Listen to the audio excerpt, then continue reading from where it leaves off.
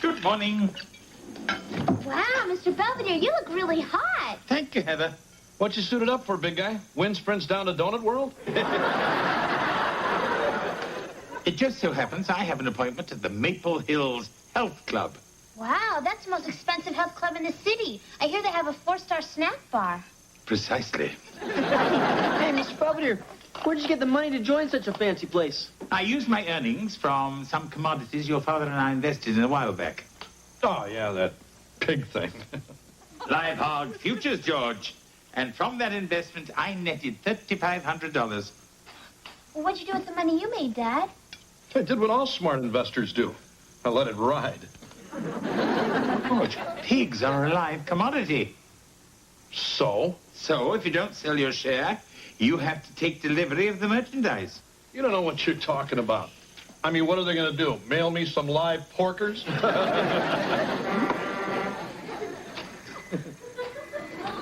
Hey, everybody. Isn't this guy great? Where'd you find them, Wes? Big truck pulled up in the driveway filled with pigs. Driver said Dad bought him. What are you going to do with all those winkers, Dad?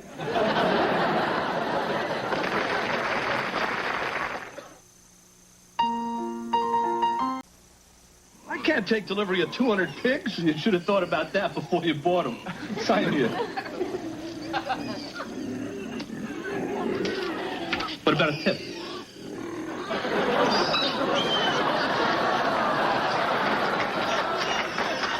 Haven't you got anything smaller?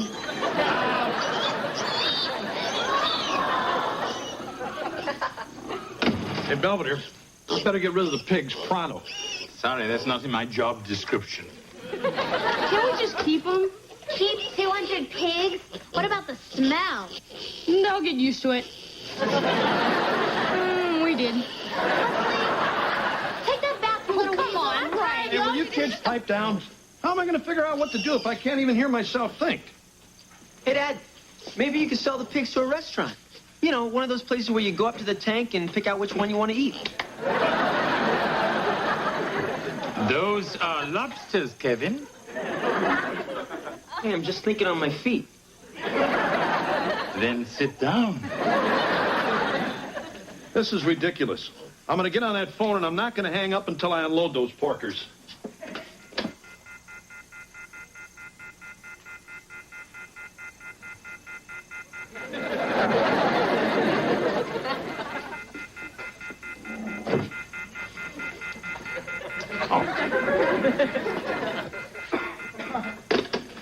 Want to buy a pig?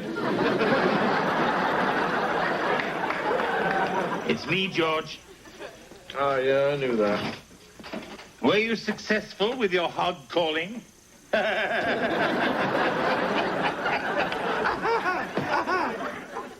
I'm sorry. It's a nightmare. I called 3 rib joints in every football manufacturer in the country.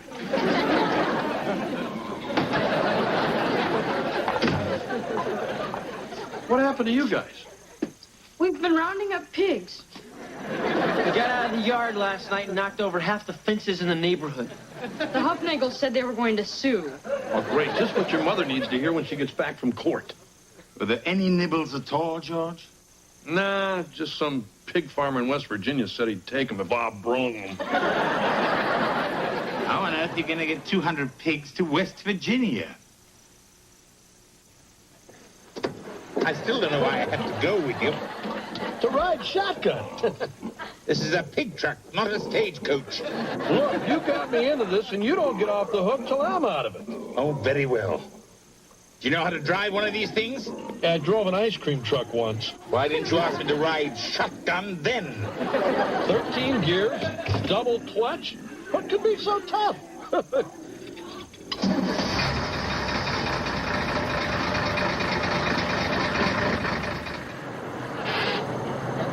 I thought you said you could drive this thing. I can't. I'm just a little rusty. Don't stop this lurching, I'm going to be sick. Oh, relax, Belvedere. Whoever heard of getting truck sick? How do you feel, big guy? peachy. Why don't you get some music on the radio? Take your mind off your gut.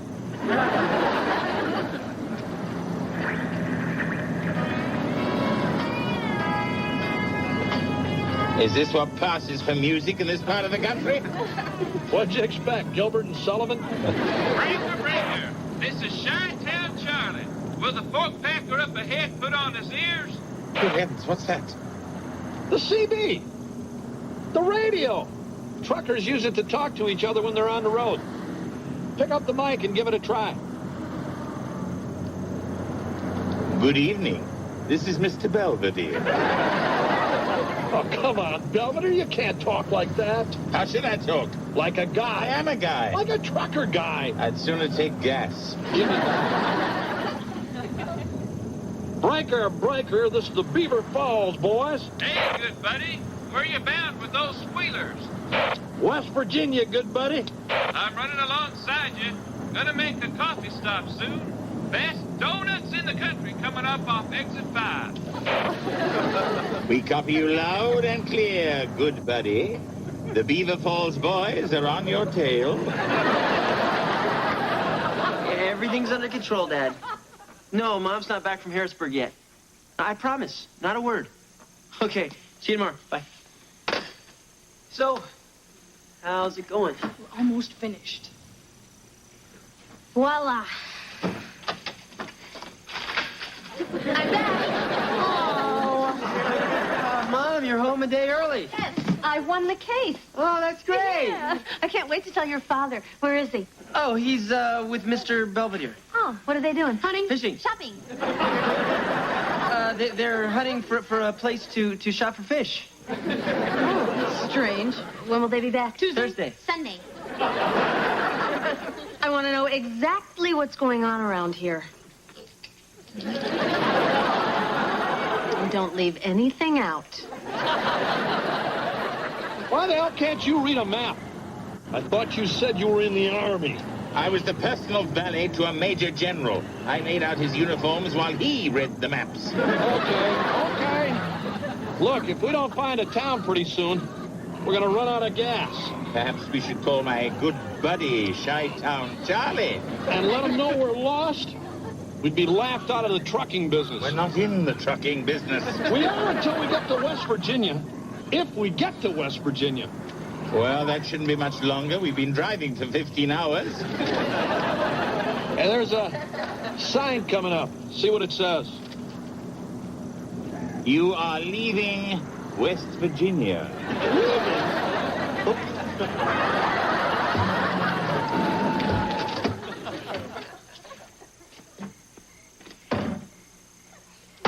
Oh, great. I get to sit on a load of pigs all day, and now I get to stay in the Bates Motel. You can shower first. Very funny. Well, at least we found a place where they'd let us park the truck outside. I just want to sleep. Who cares about the pigs? You should. If those pigs get stolen, we'll have come all this way for nothing. Oh, I don't mind. I kind of like seeing the Grand Canyon. Oh, goody. More cracks about my navigation. I have so missed it for the last 3 minutes. It's only one bed. So I see. Well, I get to sleep in it. Oh, no. You sleep in the tub and get the daisy imprints on your tush. Hey, it's your fault we're here. Oh, no, it's not. If you'd sold those commodities when I told you to, none of this would have happened. I'll flip you for it. Oh, George, don't be childish. Let's wrestle. We can both sleep in the bed. That's sensible.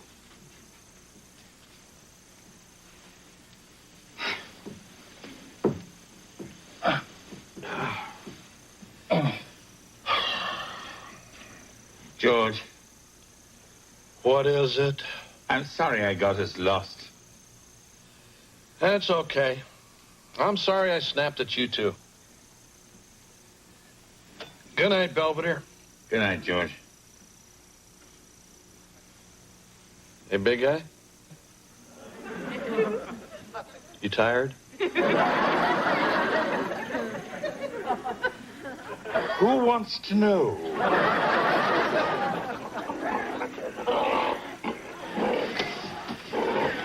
Hey, Belvedere, you locked the back of the truck? I thought you did. Oh, boy. Oh, we gotta wrap them up. Oh, Lord, what else could go wrong? Easy, girl. Come on, baby. Yes, that's right, officer. My husband ran off yesterday with a bunch of pigs. What do you mean, happens all the time?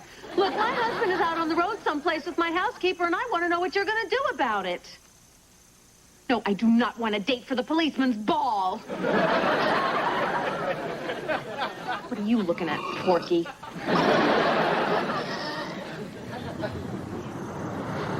Jeez, Belvedere, you stink. Aye. You could knock a buzzard off an outhouse. At least we got them all. For a big guy, you're pretty fast on your feet. Yeah, well, I was greased pig champion at Oxford. No kidding. Yes, we ousted Cambridge for 3 years in a row in the hop, skip, and squeal competition. You know, Belvedere, you're a good sport. I'm kind of glad I made you come along with me. I must admit, I'm beginning to enjoy our little adventure. Hey, why don't you see if you can find out where we can stop around here? This trucker could use a cup of Java. Right you are, good buddy. Breaker, breaker. This is the Beaver Falls Boys.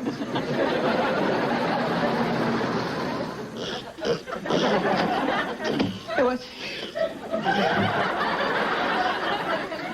Wes? Why is that pig dressed up like Minnie Pearl? I'm getting him ready for the school talent show. Come on, say howdy. What, you stupid pig ate my underwear. He did not. He's wearing it. Kids, I have to talk to you about Mr. Belvedere and your father. Oh, no. Oh, no. They were driving down the highway, and there was this huge rainstorm, and they swerved to avoid a car full of nuns, and the truck turned over, and the pigs ate them. I knew it. I knew it. I just wondered if they called while I was in the shower. No, nobody called. Hey, Mom, shouldn't they be back by now? I mean, shouldn't we be worried? I don't know. I wish we'd hear from them, but in the meantime, let's just hope for the best. Wesley T. Owens, is that pig wearing my jean nete?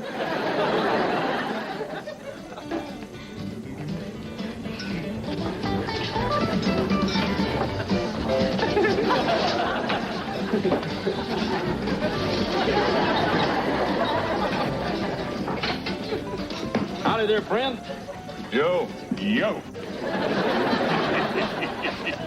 The special today is smothered pork chops. She can smother my pork chops anytime. What did you say? He said she could smother his pork chops anytime. You take that back. I was only kidding. I didn't know she was your girl. She's not my girl or anyone else's. She is a woman, a fully independent human being worthy of your respect. What?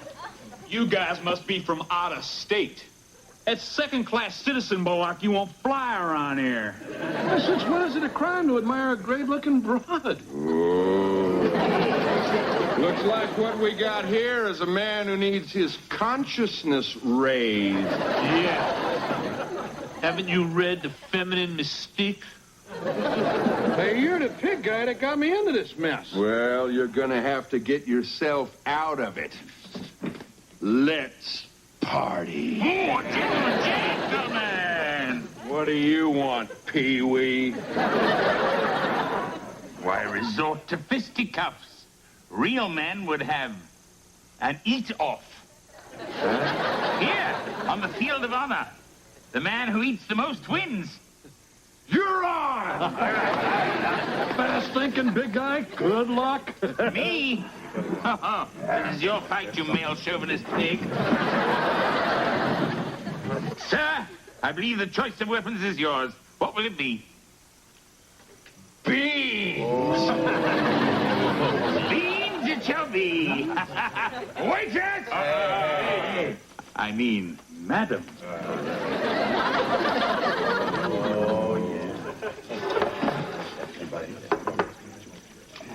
Honey Box! Get set! Eat! Come on, George. Come on, George. That's it, George. Keep that man. More beans here. And here, make it a double! You're going to pay for this on the trip home. Well, at least we won't run out of gas. Come on now, George. Let's get a rhythm. Dive into it. Come on now. 1, 2, 1, 2. In. That's it, George. That's it. You got him going. Come on now. Come on now. Oh, look at the man can be over here. Oh, come on now. Just a spoonful from the finish.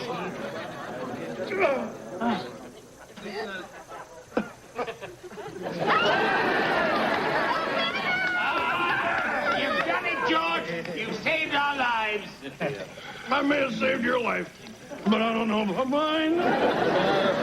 You beat me fair and square. Takes a real man to wolf down 20 plates of beans. I guess maybe you two are okay. Hey, you can stick around if you want, right, guys? Yeah.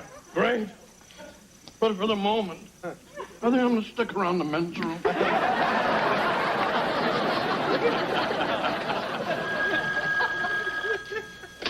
Hello? George! You sold the pigs. Wonderful. When are you coming home? You're doing what? Where? George, tell me where you are right now. But, okay.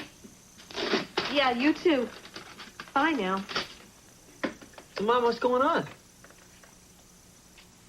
Your father and Mr. Belvedere are heading to Memphis with a load of chickens. Well, when are they coming home? They're not. They say they're truckers now. What are you going to do? I'm going to rescue your father. I am a pirate king. But it is a glorious thing to be a pirate king. But I am a pirate king. And it is a glorious thing to be a pirate king. Pirate king.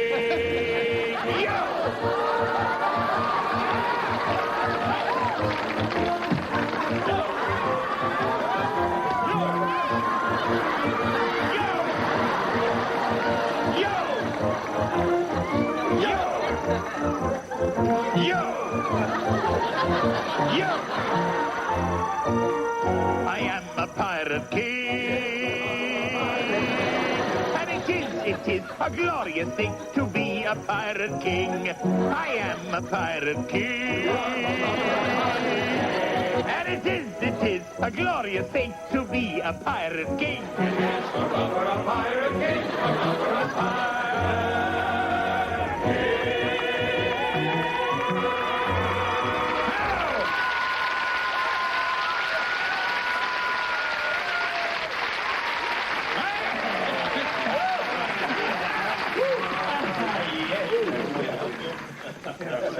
Hey, these Gilbert and Sullivan guys got the Oak Ridge boys beat all to hell. Well, what do you say, Lynn? Give us another story about the Queen.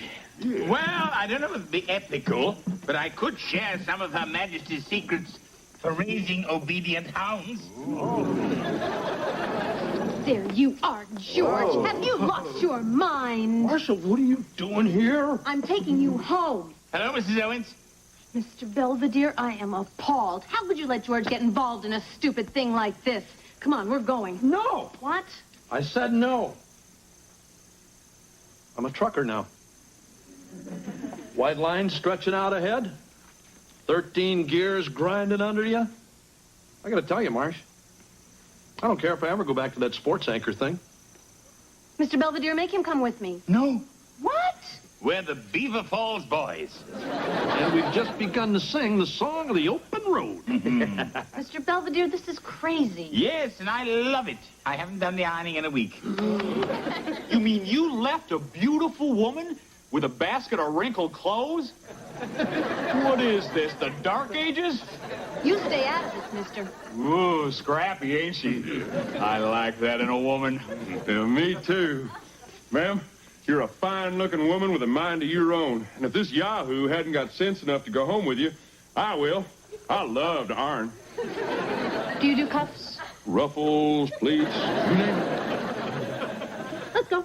Hey, Marcia, what do you think you're doing? Giving you what you want. You love the open road. I'm not going to stop you. But I need a father for my children and a husband for my bed. Oh, Let's hit it. over my dead body. I mean, you're my wife, and I'm taking you home. And if anybody's going to do your ironing, it's going to be him.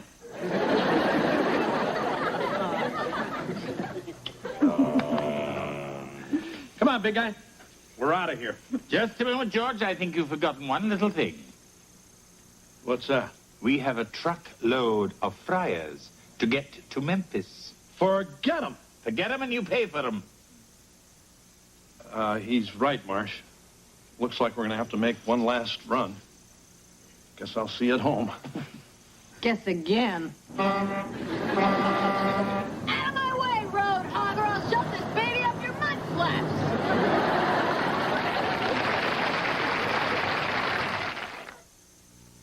Mr. Belvedere will be right back.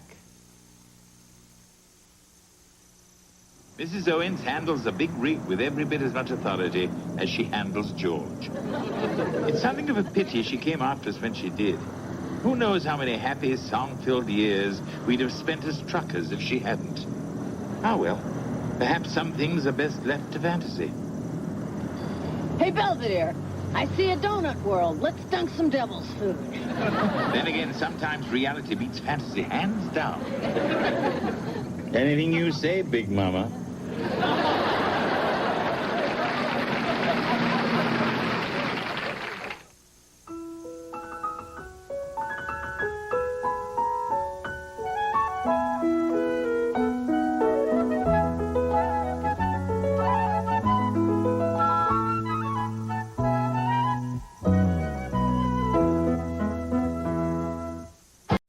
Hey, come on, Marsh. It's after midnight. You got to get some sleep.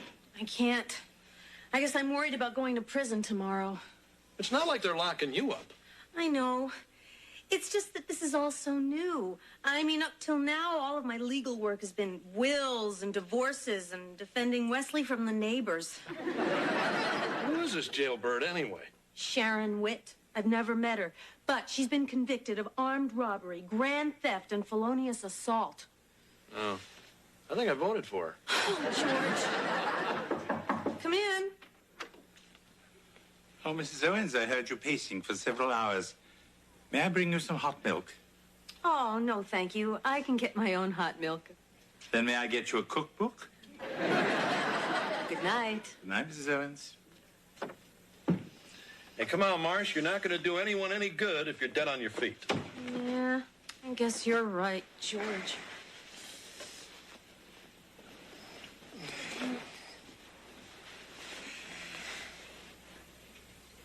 Sweetie pie? You sleepy? Marsh?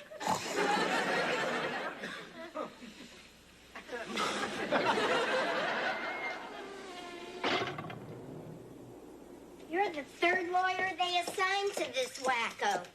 But maybe you'll stick. I got a feeling she's gonna like you. What do you mean? Oh, you'll see. You got half an hour. Holler if she tries to cut you. I know how to reason with these broads.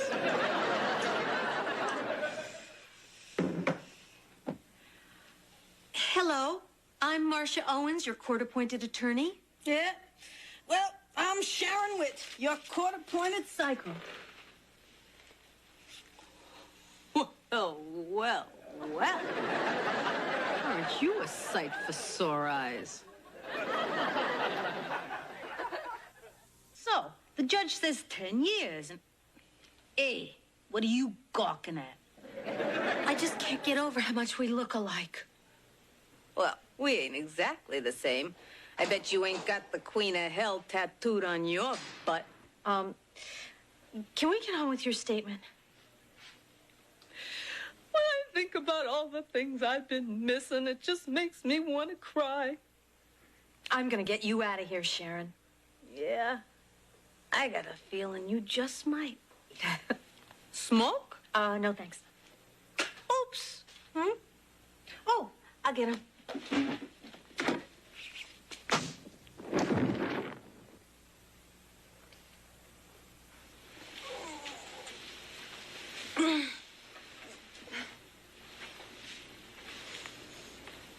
What? How did I get... Ooh. Oh. Okay, you dames can bunk with Sleeping Beauty. Hey, Wit, you got company. Am I glad you're back? Something terrible has happened. Tell me about it. The latrine backed up in cell block D. Meet your new roommates. No, you don't understand. I'm not Sharon Witt. I'm Marcia Owens. And I'm Sigourney Weaver. No, Sharon hit me. She knocked me out, and she stole everything. Even my suede boots. Nice try, Wit. No, I'm telling you, I don't belong here. Oh, no, I wouldn't try to con you. I'm a lawyer.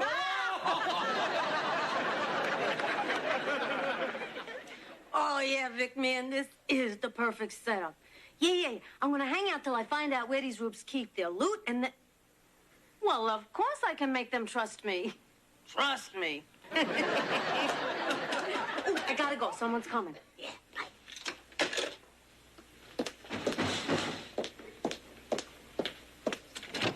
Oh, thanks. Here's some of the tools I'm gonna need. Oh? Yeah, I'm gonna help repair the garage. Don't you remember? Oh, yeah, right. The repairman. Oh, I'm gonna grab a sandwich. Well, I'm gonna grab a little something myself. Oh! Well, I think you're getting a little bony down there, Sonny. I think you should be eating more. Sonny? Don't you get tired of me calling you by your usual name? I like Kevin. Well, Kevin it is, Kevin.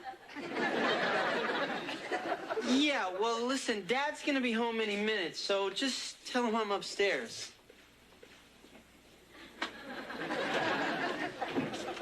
Oh, was that Kevin I saw drive up? Oh, hiya, big boy. Mrs. Owens! Happy birthday.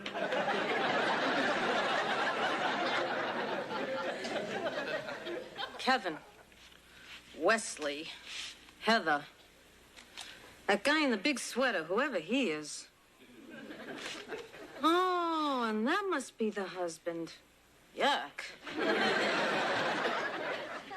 Here is your mail, Mrs. Owens. Oh, thank you, sport. Are you feeling all right, Mrs. Owens? You seem a little distracted. Yes. Well, when you were cleaning my room, did you by chance misplace my jewelry box? Mrs. Owens, you know I steer clear of your personals. I'm sure that your jewelry is safe and sound. Swell. Hey, Mom. Hey, Mr. Belvedere. Wesley, you're an hour late. I had detention. Yeah? I mean, shame. Mr. Belvedere, I would like to be alone with Wesley. You're a brave soul. Wesley, come sit down. I'm sorry, Mom. Oh, I'm sure you had a reason. Here, buy yourself a beer. Gee, Mom, this isn't like you. Well, I want you and me to be pals. But you're my mother. And a proud mother I am to have such a clever little tyke. Gitchy-coo, kid. Yeah, well, thanks, Mom. I'm gonna grind you into mulch. Yeah, I'm gonna stomp you into sludge. Oh, gotcha. It's 3 packs of cigarettes you owe me, sister. The hell I do. You moved your elbow. You wanna make something out of it? I got a better idea. Let's play blackjack. No way. Gambling is illegal. What are they going to do, kick us out of here? How about you, Blondie? Up for a game? No, thanks. Ah, come on. Look, no weapons. What about her? Old Lady Haverford? Nah. She don't associate with us. Common criminals. That's Doris Haverford, the restaurant heiress who chopped her husband up into little bits and scattered him in the park? I thought they dropped the murder charges. Yeah, but they got her for littering. Oh, gee, she's famous. Hey, I'm kind of famous myself. Yeah? Oh, sure. I spent most of my career serving major government officials. Yeah, at an hourly rate. I see. And Greta, what are you in for? 5 to 10. This cop was manhandling me, and I slapped him in the face. And they gave you 5 to 10 for that? Well, she was setting fire to a factory at the time. Okay, you warthogs, exercise period. You know, this is outrageous. You're holding an innocent woman while a dangerous criminal is on the loose doing God knows what. Yeah. Guess who? Oh, it's you. Brought you some flowers. Well, thank you, my husband. I'll go put them in water. Oh, no, here. Let Belvedere do that. Hey, when's the last time I brought you flowers? Knowing you, George, after you attended your last funeral. George. Yeah. Come here, baby. Well, I got reservations for McSwarley's. Gourmet dinner, slow dancing. Oh, no, I'm not hungry and my knees hurt. I love it when you play hard to get.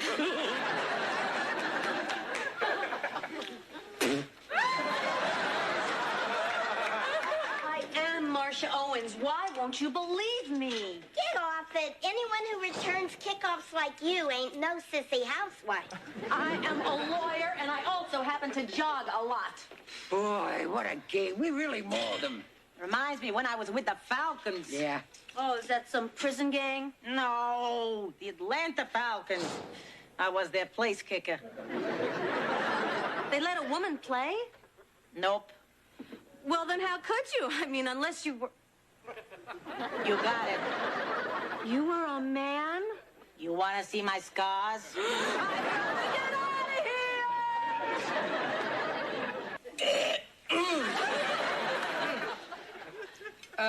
Mom. Yeah?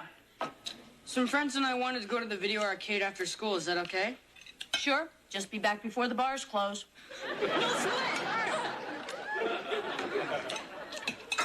Morning, Marsh. How's your headache? Well, gotta go. Mom, the garage is that way. Well, I know that, Walter. Wesley, I gotta get some things from my room. Toodaloo. Am I crazy or is your mom acting a little strange? Yes, on both counts. Hey, maybe she's not Mom at all. Wesley, what are you talking about? Maybe she's a pod person. Maybe some alien snatched her body and replaced her with a replica. Too bad. They got the wrong Owens. Yeah, Vic, I found all the passbooks and the keys, but the bank won't let me make any withdrawals unless it's co-signed by George Owens. Yeah, I don't know, maybe I'll just hang out one more night. Maybe I can sweet-talk him into something. Eh? Oh, I'm sorry, I must have the wrong number. You've been getting a lot of things wrong lately. I'm just so overworked. Mr. Belvedere, can I ask you a question? Go ahead, make my day. I've been thinking about buying one of those new big-screen TVs, but I have to coax the money out of George. Now, what do you think is the best way to soften him up? With a rubber mallet. Mrs. Owens, you've known him longer than I. Yeah. But just for argument's sake, if you were me, what would you do? Well, I suppose I would cook him a lavish gourmet dinner, then hit him up for the money right afterwards. Great idea. I'll get right on it. I'll start screaming. That'll bring the guard up here to see what's wrong. I'll jump her and snap her neck like a twig. That'll bring us up to the cell block guard. I'll jump her and snap her neck like a twig. Next, we'll go down to the main gate where there's 2 guards. Take one on each arm and snap their necks like twigs. Ladies, I don't know if this is a good idea. I mean, someone could get hurt. Like an innocent bystander? You know, you two have a very bad attitude. Listen, Goldilocks. This is prison. There's gangs and screws and crummy food and endless work details. And there's nothing but drudgery and squalor and desperation as hour after hour, day after day, week after week, slowly they squeeze the soul out of you. My, aren't you a gloomy Gus? What you need is a sing-along. What? Well, music can set you free. What? Okay, you slugs, mail call.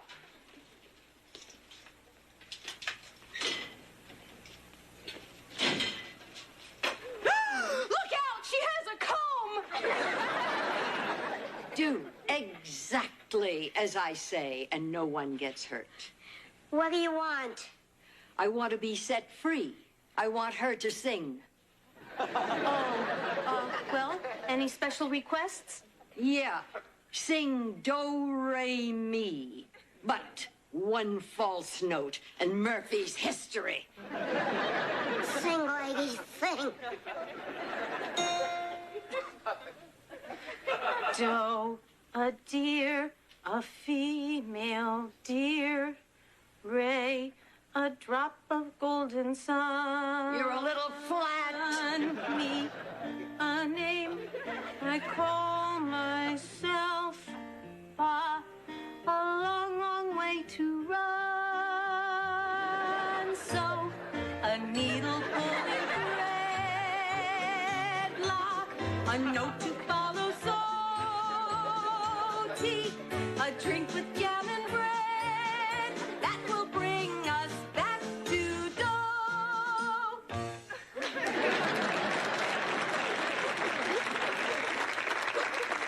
Now, everyone.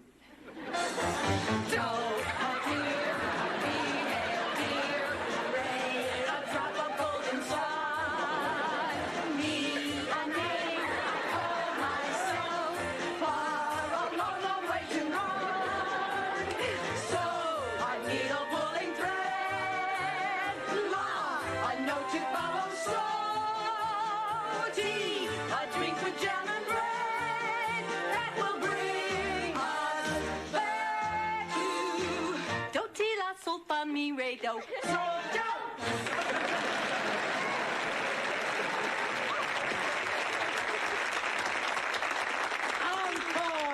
Encore! You know anything from Fiddler? Okay, lady, you're out of here. You finally believe me. Well, it's worth the fingerprint check. And besides, if you break into Sunrise Sunset, I'm going to puke. Goodbye, everyone. You're right. Would you like some apple strudel, Mr. B? Oh, really, Mrs. Owens? I feel so uncomfortable sitting here letting you serve me. Relax, I'll eat when you're done. Now, who wants more? I'll have another piece. Would you like me to heat it up for you?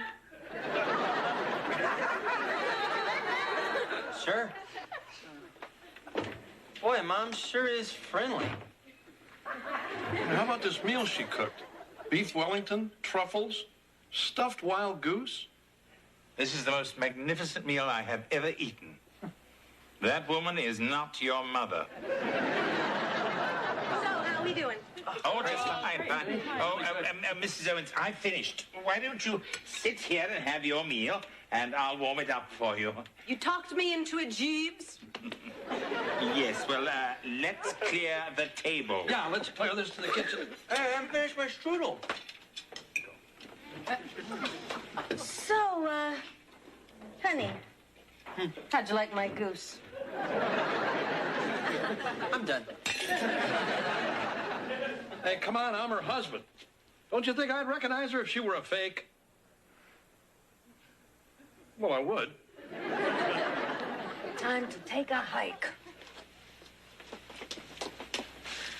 Okay, so for once in her life, she cooked a good meal. What other evidence do we have she's not your mother? She paid me for getting detention. She taught me how to rob an armored truck. She pinched me on the tush. She kissed me on the mouth. Finally, safe and sound. Well, whoever she is, she's out of her mind. There she is. Oh, George. Freeze, lady. You got some explaining to do. What's going on? All right, who are you and what have you done with my mother? Oh, Kevin, I am your mother. Don't touch me, you tramp. What did you call me? George! Don't George me, lady. You know, now that I got a really good look at you, it's obvious you're not my wife. You should never have cooked us a gourmet dinner. But I didn't cook any... Oh, she must have come here. Who? Sharon Witt, my client. She looks just like me. She knocked me out. She stole all my things, and she must have used my keys to come in here. You expect us to believe that? It's impossible. Not really. There are 5 billion people in this world. It's quite possible that every one of us has a double somewhere. Right. And mine just happens to be a psychopath. You know what I think? I think you're the psychopath. Yeah, you're not our mom. You're not my wife. I am your wife. I am your mom. I am your wife. I am your mom. I am your wife. I am your wife. Marge. I am your mom. Are you all right, Mrs. Owens? What? What are you all staring at? You were yelling in your sleep. I had the most amazing dream. And you were in it. And you, and you, and you, and you. I was trapped in prison, and I kept saying, I want to go home. And they sent me home. I think. That's great, Mom. Oh, good luck today, honey. Huh? Your first venture as a criminal lawyer. We got you something to commemorate it. An attaché case. You deserve it, Marsh. It's lovely, but where did it get that dent? Nothing too unusual to report today, other than a very odd dream Mrs. Owens had that left her a bit rattled. The idea of a person having a double is most intriguing. It has been the subject of such great works as A Prisoner of Zenda, The Comedy of Errors, and The Patty Duke Show. Yes?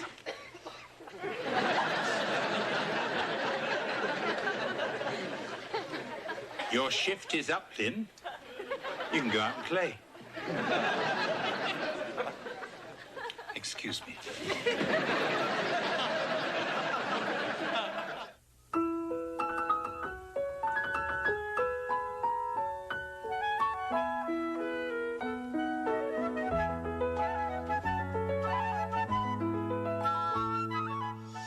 Every Sunday, relax and bring your whole family together with award-winning movies that will entertain and inspire. This week, to save her farm and family, a woman must tame a wild horse and ride him to victory in the FamilyNet presentation of The Dark Horse, Sunday at 7 p.m. Eastern on Family Netflix.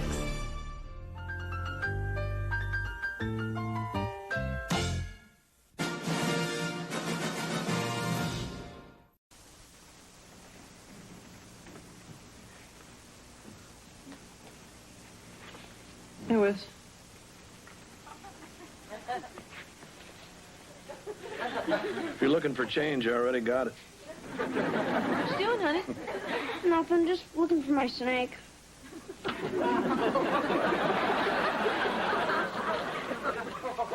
Hey, Mr. Belvedere, if you were a snake, where would you hide?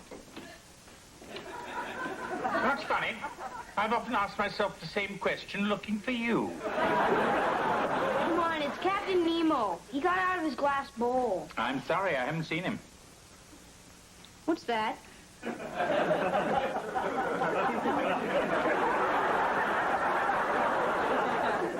It's kielbasa. A Polish sausage. Oh, for a minute I thought it might be Captain Nemo. Wesley, I'm not in the habit of eating people's pets. What about that rabbit I got for Easter?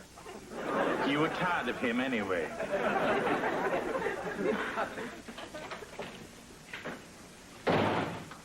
Hey, kitten. Back kind of early. Uh-huh. How was your date with Danny? Oh, just great. Hey, Heather, did you do something to my snake? No. I know you hate him because he likes to sleep in your underwear drawer. Hey, Wes. The only snake I know is Danny Kelsey, and I never want to see him again. Gee, I guess her evening didn't go so well. She'll be all right. I mean, the guy's just some scuzzy-faced pimple ball anyway. So I told him, get your hands off me, you scuzzy-faced pimple ball. And then, like usual, I took the bus home. Anyway, diary, that's all for tonight. Like Scarlett O'Hara said in the Cliff Notes, tomorrow is another day.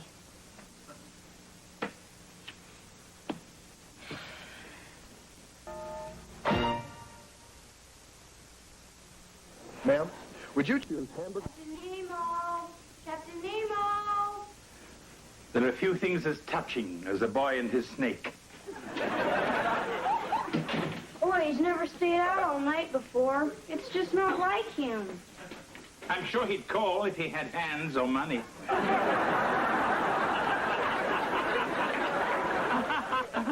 Sorry. Well, maybe he'll get hungry and come slithering home. Hey, Wes, how about you and me, we go down to the lake and we find you a nice turtle. They won't run away. Turtles aren't any fun. I want something that's gonna crawl into bed with me and wrap itself around my leg. Who wouldn't?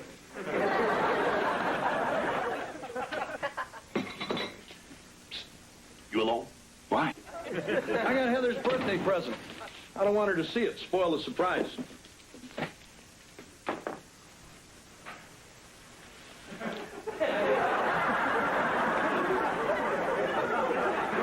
What do you think? It's perfect if you're sailing on the good ship Lollipop. She's nearly 16. She's not a little girl anymore. Well, she is to me. It seems like only yesterday I was running alongside trying to teach her how to ride a two-wheeler. You let go then. Yeah, well, only because I ran into a tree. Ah, that explains it.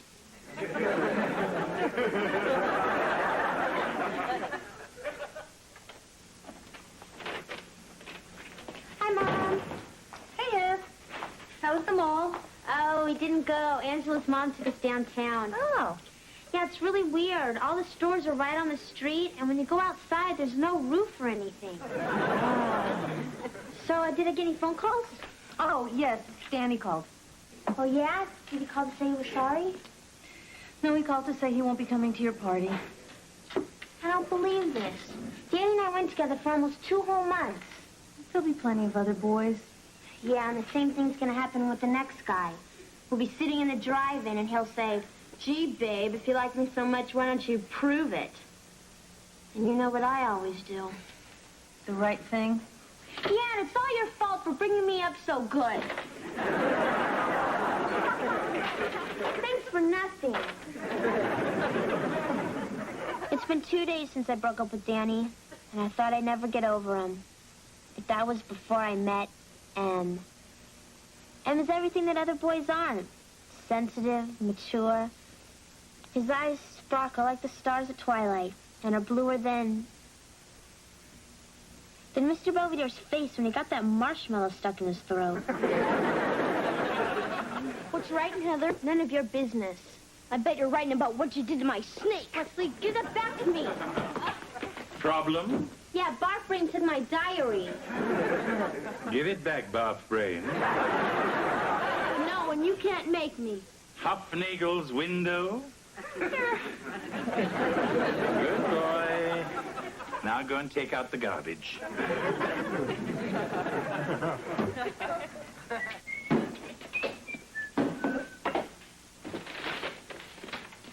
Hello, Kevin. Hi, what's all this stuff? Oh, just a few decorations for your sister's party. Oh, cute. Has Captain Nemo returned to the ship? Oh, you mean Wesley Snake? I don't think so. Well, until he does, he might enjoy this. Go, Brian, It isn't real, Kevin. Oh, right. I knew that. Are you all right? Yeah, I'm fine. Kevin, huh? do you know anything about Captain Nemo's disappearance? Yeah, I did it. I hate snakes. Oh. I mean, Wes was always carrying that stupid snake around, shoving it in my face. I just couldn't take it anymore. So I took his bowl out and I dumped him in the woods. Last time I saw him, he was crawling toward the turnpike. Wouldn't it have been simpler just to tell Wesley that you're afraid of snakes? Hey, I can't do that. He's my kid brother. He looks up to me. Hi, guys. Hello, Wesley. What's that? Oh, just a little substitute for Captain Nemo. Quite realistic, don't you think? Yeah, sure. This wouldn't fool anyone.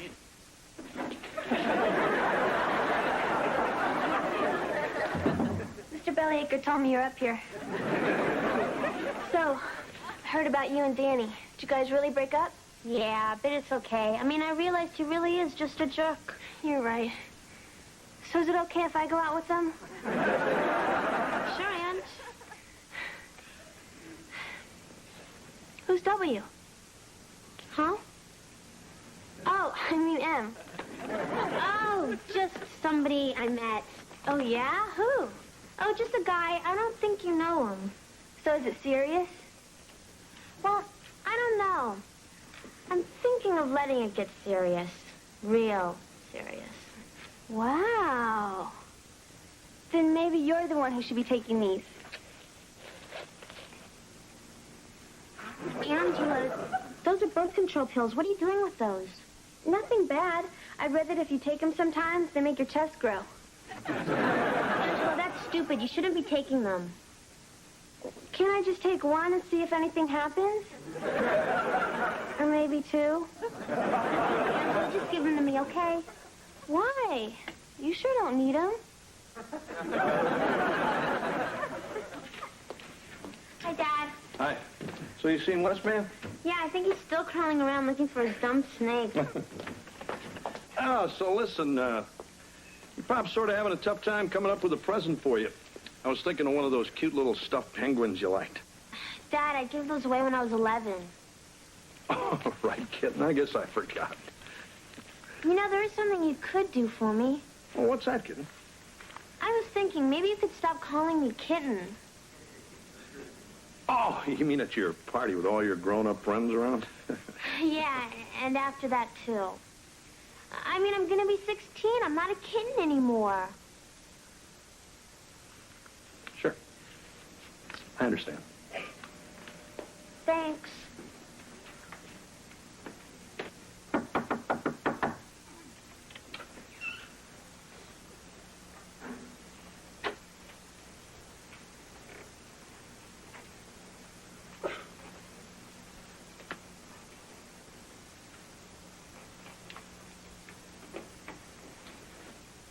She is so predictable.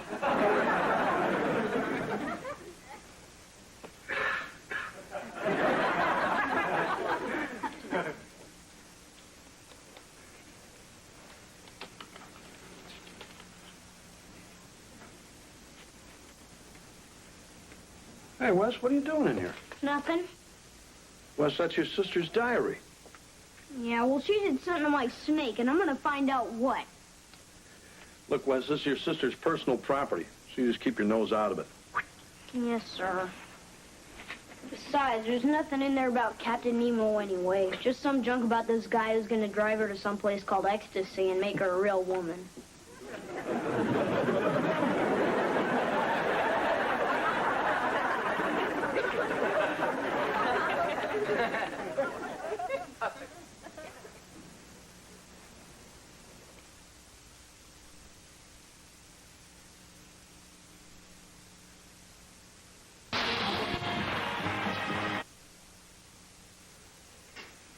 Hey, Belvedere, what you doing? Oh, just getting the menu ready for the party. Ding-dongs, Oreos, scooter pies? Those are for me. The children are having lobster Newburg. Oh. So, how many people are coming? Well, according to the guest list, approximately 25. 24 if Sean Penn can't make it. Let me see this. Is this all of them? Mm-hmm. You sure there's no Mike or Mark or Melvin coming? Why? Look, did Heather ever mention some guy with the initial M who makes her heart melt and her flesh tingle at the thought of his touch? No. But I used to feel that way about Mitch Miller. Now, what's this all about, George? She's seeing some guy, and I think she's thinking about doing something with him. How do you know? Did you read her mind? No, I read her diary. I didn't want to, but it's a good thing I did. I mean, she's writing stuff like she's going to give herself to this jerk, body and soul. Look, I don't know who Annie is, but I'm sure whatever Heather wrote about him is nothing more than harmless romantic fantasy. Hey, this game is tough. I can't get any of the balls back into the right days. Wesley.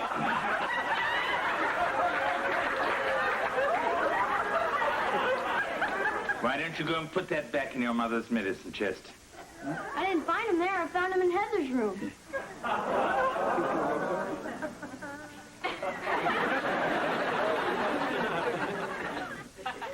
She back yet? No, George. Probably with that M guy right now. George, she just went to get her hair done. That's it. Mr. Maurice. The guy who does her hair. George. Hi, guys. Hi, honey. Hi. Hey, the place looks real nice. I'm gonna go up and get changed.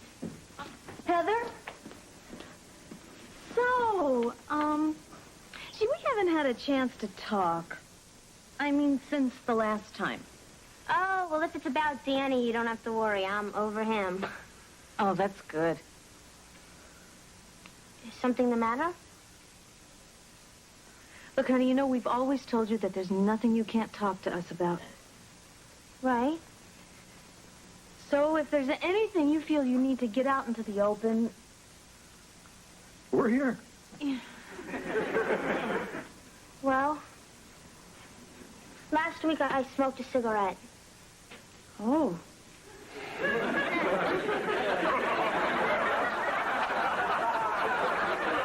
Is that all? I smoked it after sex.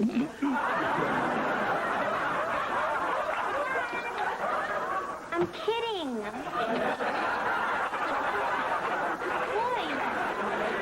lighten up.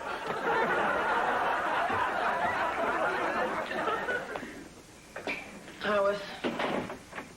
Hey, Kev. Listen, Heather's party's starting pretty soon, so Mr. Belvedere wants you to go sit in the woods. Sure. But if you want, we could go to the mall or something. I'll take you to see that horror movie. You know, the one Mom wouldn't let you see? That's okay. I went with Dad. Oh. Besides, I'm not going anywhere, just in case Captain Nemo comes back. Yeah, listen, Wes, about your snake. There's something... I didn't even think I'd miss him that much. It's not like he's a dog or anything, except he sort of was. I mean, I'd put out my hand and he'd slither up my arm and across my neck and kind of tickle my nose with his tongue. Sometimes I could almost smell the dead bugs on his breath. Guess you miss him, too.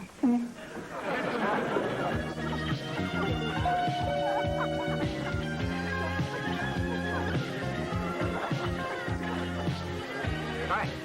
We're here for Heather's party. I'm her father. Who are you? I'm Joe. That's with a J, right? Hi. Okay, you can come in.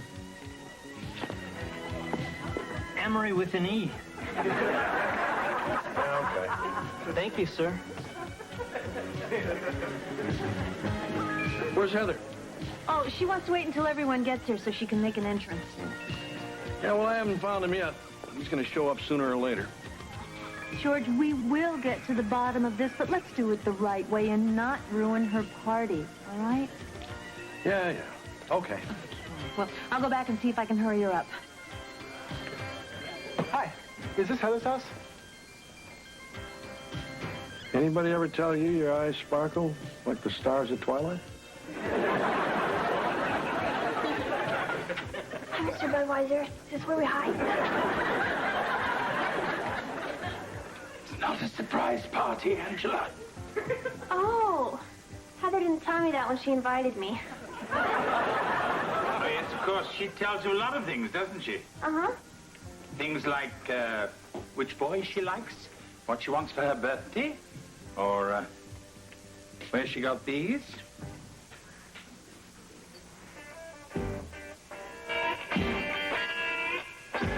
You know, I really enjoy your sports report on Metro News. Yeah, thanks, Emery.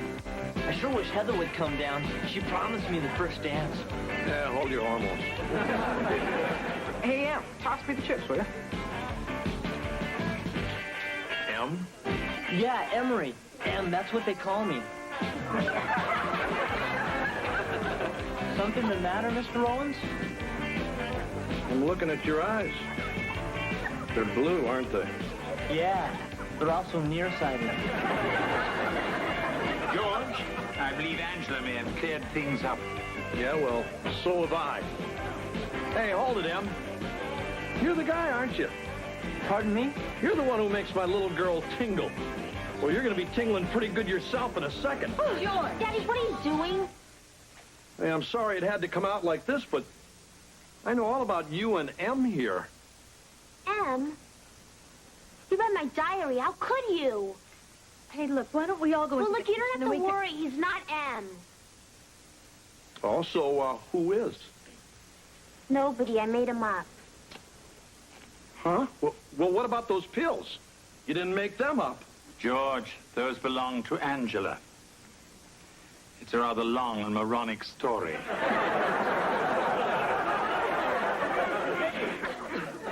Oh.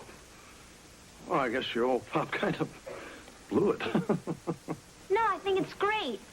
I mean, I'm 16 now. If that's the kind of stuff you think I'm doing, then I sure don't want to disappoint you. Heather. Well, come on, Em. Let's get it on. And I was only expecting the first dance.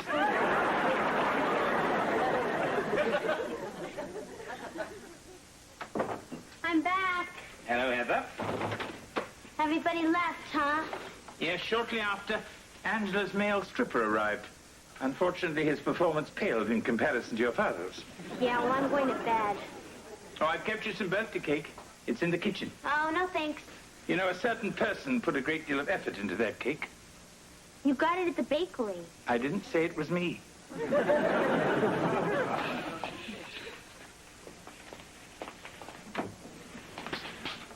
I had a feeling you'd be in here.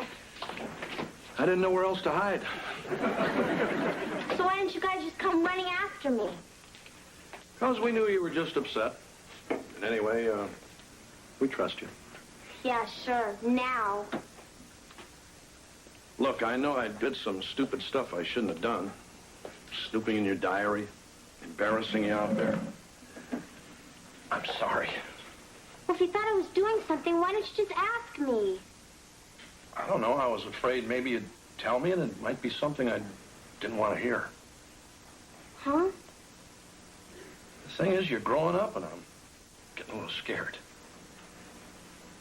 Dad, don't you think I am too? I mean, why do you think I broke up with Danny and made up all that stuff in my diary about M? Nothing's gonna happen to me with him. He's not real. I don't want to get pregnant or get some awful disease or any of that other stuff that can happen to you. I guess it must be pretty tough being a kid these days. Yeah, I just wish I could be 25 and married and through with all this junk. Or maybe you could go back to being 12 when your old pop was the only man in your life. I'm being stupid. No. Well, good night, Dad. Okay. Happy birthday, kitten.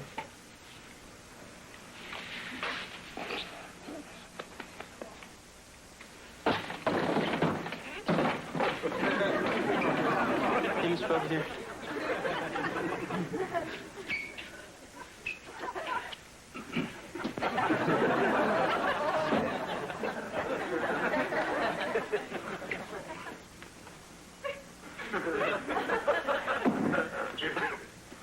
What's that? I mean, it's a surprise for Wes. I felt kind of bad, you know, about him losing his snake, so Got him another one. That was very nice, dear. It's nothing, Mom. Hey, look who's back! It appears that Captain Nemo has returned. Hey, now you got two snakes, Westman. Huh?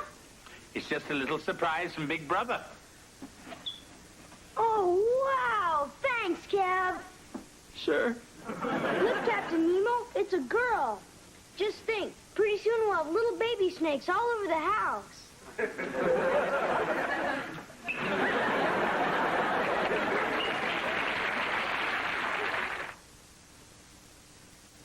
Mr. Belvedere will be right back.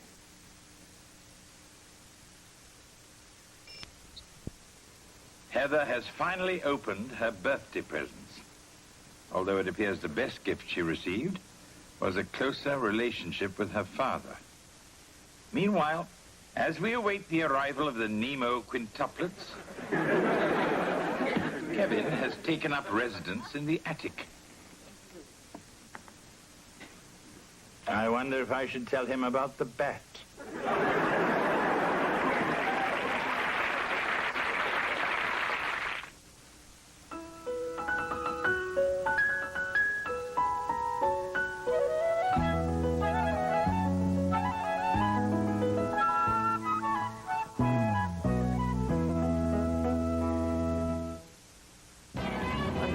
Later on Nightline, the Soviets had never seen anything like it in modern times. Criticism of their leaders. Uh-oh.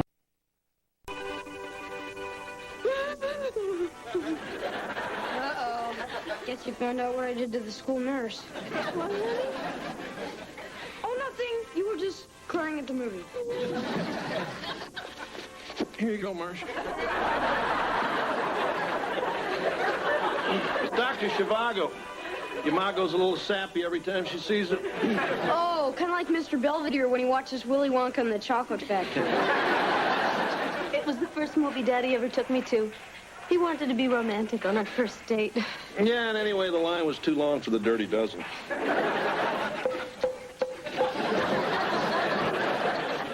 Hey, Mr. Belvedere, what you up to?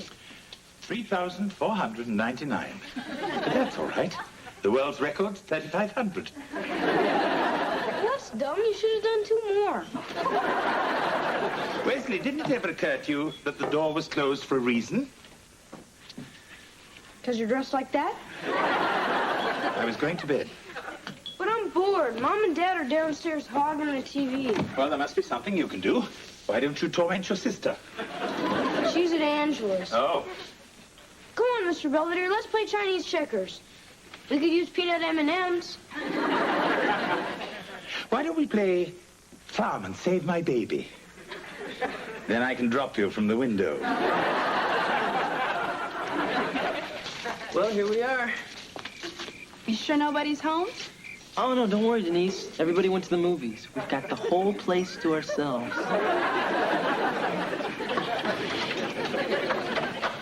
Why don't you have a seat on the sofa and I'll get the fire going. I think these people are going to have to move first. Honey, we weren't expecting you home so early. No kidding. Bye. It was nice meeting you.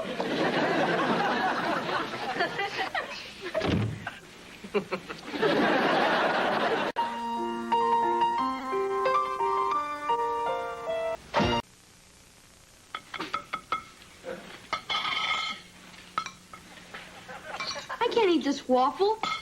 It's still frozen. Breathe on it. That'll melt the butter as well. Hey, guys. Morning, Heather. And how was your slumber party? Oh, great. We stayed up all night, and around 2 in the morning, some guys from the football team showed up and tried to pull a panty raid. A what? Well, you know where a bunch of big guys go crazy and steal your underwear? Don't they have that in England? Yes, but we call that half-time at a soccer match. Morning. Morning. Hi, Mom. Hi, Dad. Well, your date last night seemed very nice. Yeah, maybe next time you'll be able to meet her standing up. Well, see you, pal. Your mom and I are going down to Lumberama. Yeah, we figure with spring coming, it might be nice to have a hammock. Maybe you should get a trampoline.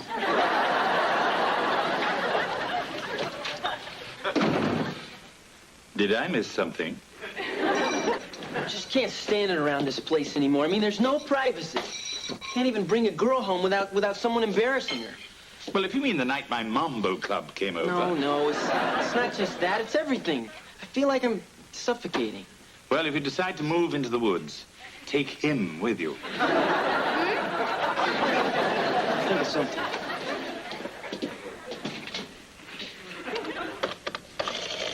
Honey, are you sure this is right? I mean, we didn't skip over any bills or anything? No, that's everything. I even remembered to pay Belvedere. Of course, that's not much. I guess with both of us working now, we have more money than we know what to do with. Yeah, I never thought we'd have that problem. Perhaps I could help you solve it. Hey, maybe this is the year we go to Hawaii. Sure. Hey, and when we get there, will you buy me one of those little hula girls? I'm home. Oh, hi, honey. Your dad and I were just doing the bills. Yeah, sure. Yeah. Hey, look, pal, we're sorry about last night. I mean, your mom and I didn't mean to cramp your style. Oh, no, it's okay. Besides, I don't think it's going to be a problem anymore. What do you mean? I've been thinking about maybe moving out. Moving out? Yeah, I'm in college now, and I think it's about time that I have my own apartment. I mean, if it's okay with you guys. Well, if you're sure you can swing it, pal, all right? Yeah, I've got my job at Mr. Clark's. And besides, I could always get a roommate. I mean, the kid's 19. I know, but it... Well, if he doesn't go now, we might never get rid of him. Fine. Okay, pal, you can start looking. Thanks. I already found one. I move in Tuesday.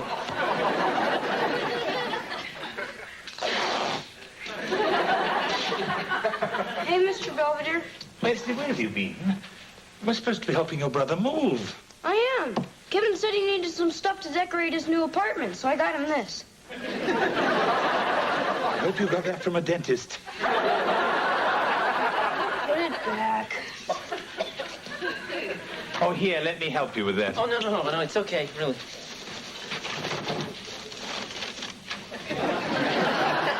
That's Mr. Teddy. How original. Well, I just thought I'd take him along with me, for old time's sake. Oh, would you like me to pack your baby blanket? It's already in the car.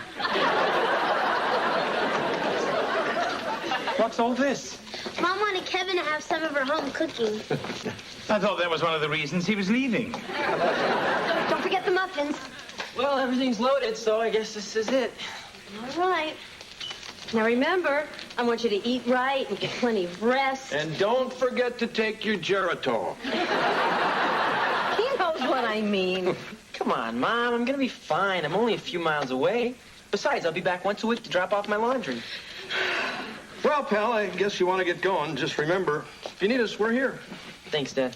And remember, Kev, the only safe sex is no sex. That's what your mom tells me.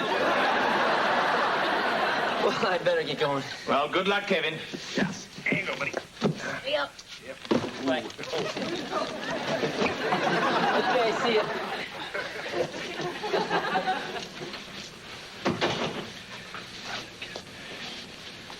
So, how about one of those famous muffins? No, gee, it seems like only yesterday that we were bringing him home from the hospital, and those little booties.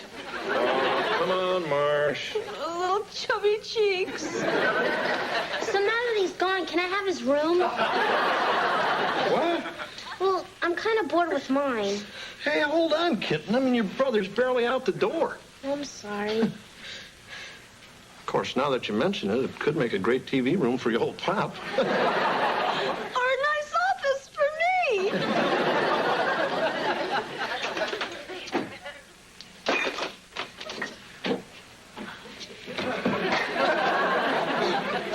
We're having a special on stewed prunes. The funny thing is, I woke up this morning and realized I didn't have any food. Funny, I woke up and thought I did. But anyway, I decided I'm going to have to get a roommate to help pay for the rent. Oh? Isn't Mr. Teddy kicking in? So yeah, I'm going to put this ad in the school paper. Handsome sophomore seeks blonde non-smoker to share rent and good times. What do you think? I think if someone named Lars turns up, you're in big trouble. Well, I better get going before Mom sees me and starts crying again. Mm-hmm.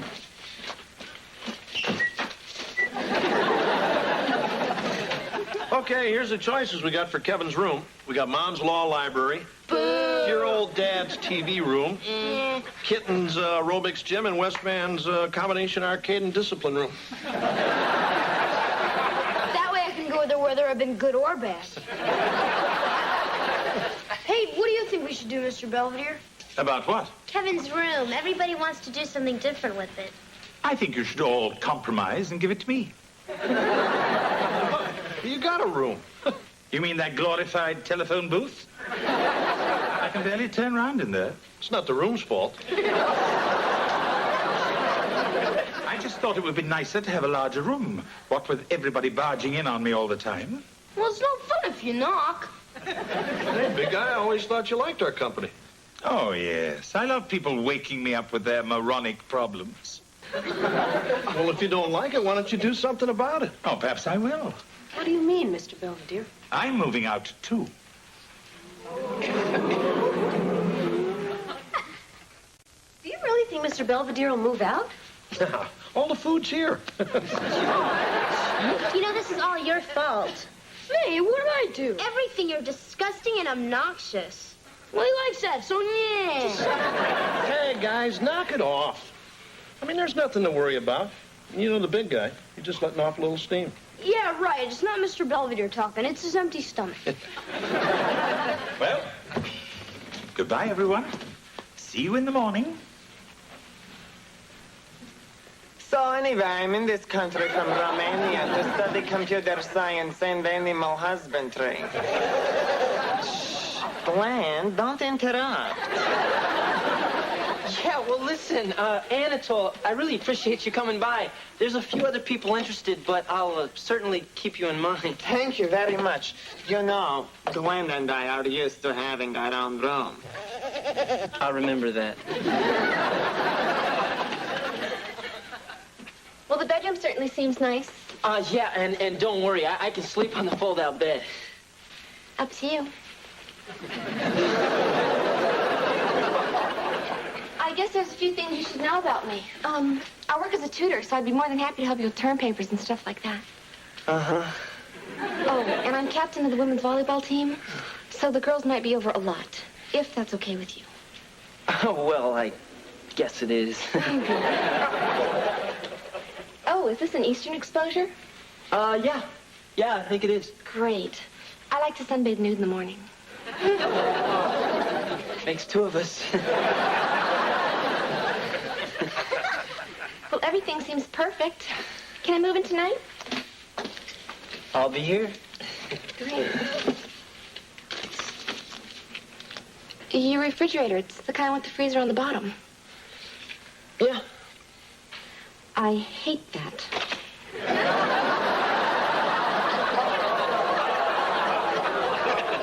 I'm never gonna find anybody. Hi there, roomie.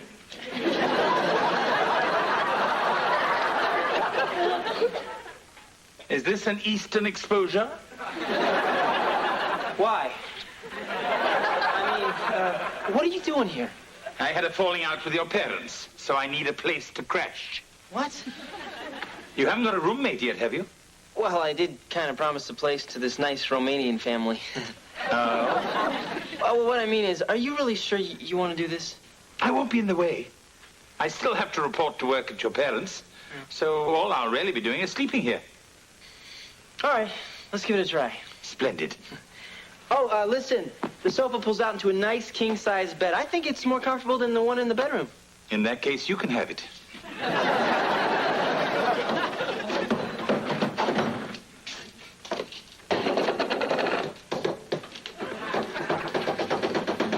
Honey, what are you doing? I'm looking for Belvedere's ding-dongs. Oh. Well, sometimes he hides them in the coffee. They're harder to see that way. If you're looking for my ding-dongs, they're under the sink. I mean the sink in my apartment. If there's nothing else, I think I'll be clocking out. Oh, are you leaving already? I want to get back to my pad before wrestling starts. Wrestling's not on TV tonight. I know. I have a date. Mr. Belvedere, you've been gone almost a week already. Don't you think we could sit down and talk about this? Yeah, you're probably ready to come crawling back by now. Actually, these arrangements suit me perfectly. Oh, yeah? Mm-hmm. My duties are clearly defined. My evenings are off. And you two have more time to enjoy your children. Hide me, hide me. So you little monster, there wasn't any talent show. Have fun.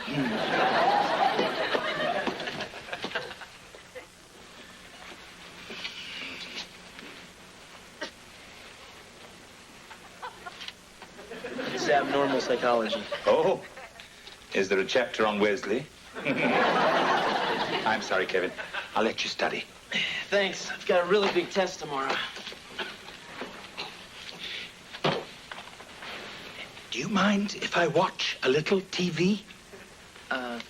Sure. Thank you. Oh, I'd like to buy an apostrophe. You twit. You can't buy a punctuation mark. Where do they get these people?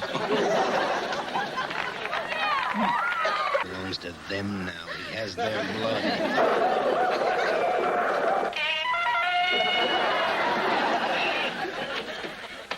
I'm sorry. I'll just sit here, quiet as a mouse.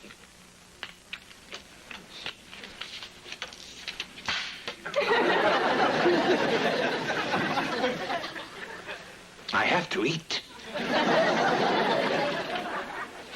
See you later, Mr. Belvedere. I've got an 8 o'clock class.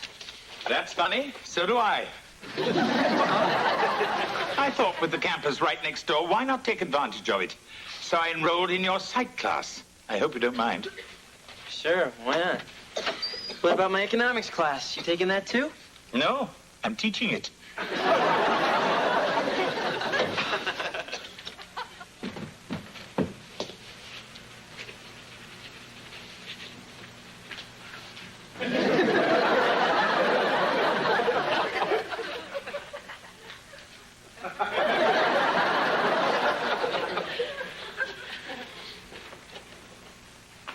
Honey, what are you doing? I'm bothering you. I mean, I used to bother Mr. Belvedere after dinner, but he's not here after dinner anymore, so I'm bothering you. Oh, well, that's fine, honey. Why don't you sit down right here and you can bother me all you want. But that's no fun. Mr. Belvedere usually says get lost or go play on the expressway or something. Hey, Mom, look who's here. Yeah, what's his name, our oldest kid? Nice to see you, stranger. Oh, you look so thin. Are you getting enough to eat? Not if he's living with Belvedere. So, tell us, how's everything going? It's going okay. I guess I'm just not used to seeing so much of Mr. Belvedere. I saw him once in just a shower cap. I mean, he's there every morning, every night. He's even taking classes with me now. Well, I'm sure it'll all work out. Well, I really can't stay. I've got a date with Denise. Just stopped by to get some tapes I left in my room. Oh, hey, Kev, they're not up there anymore. They're in the garage with the rest of your junk. Huh? Well, with you gone, we all discussed it and decided to make it into a little TV room. Oh. When did all this happen? About 5 minutes after you left. Hey, pal, don't feel bad. It was either that or give it to Belvedere. You mean that's how he wound up with me? Yeah, you're so lucky. I'll be in the garage, screaming.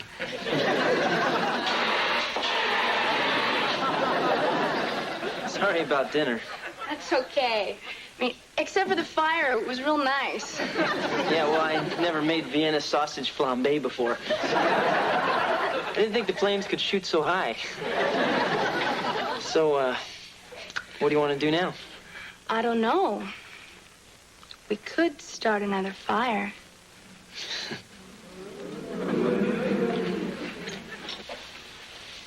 Kevin, is this your tie? I found it hanging on the doorknob. Belvedere. Oh, I'm sorry. Did I interrupt something? Look, When there's a tie on the doorknob, it means there's a girl in here and you're not supposed to come in. Oh, at Cambridge, our signal was a pig's head on a pole. Oh, look, I'm in the way. I'll just go sit outside on the curb until you're done. No, that's okay. Kevin was just taking me home anyway. I was?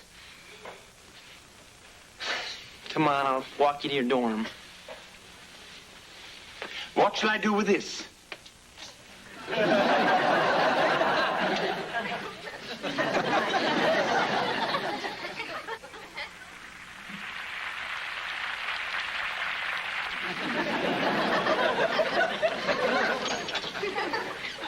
I'm home. This is the final Jeopardy question, and the category is hostess products. You probably bet everything.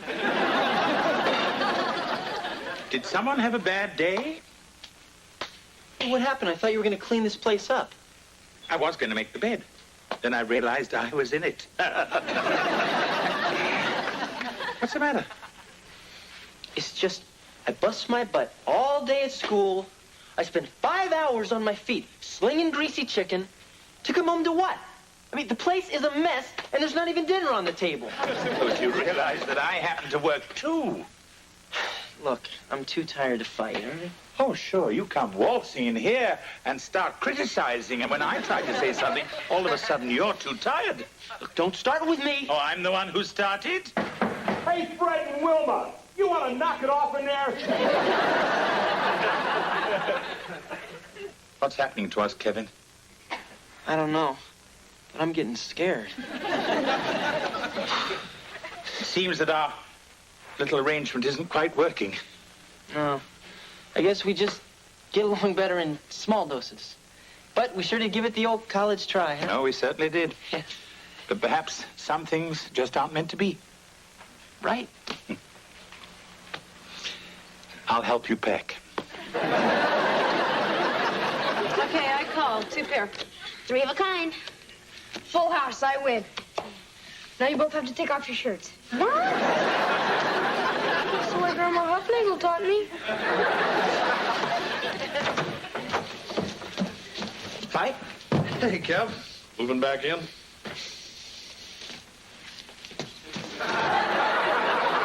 Here, see ya.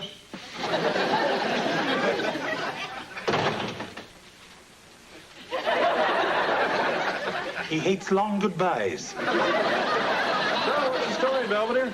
Yeah, you moving back in? Yes. I have decided that all of you have suffered enough, including Kevin.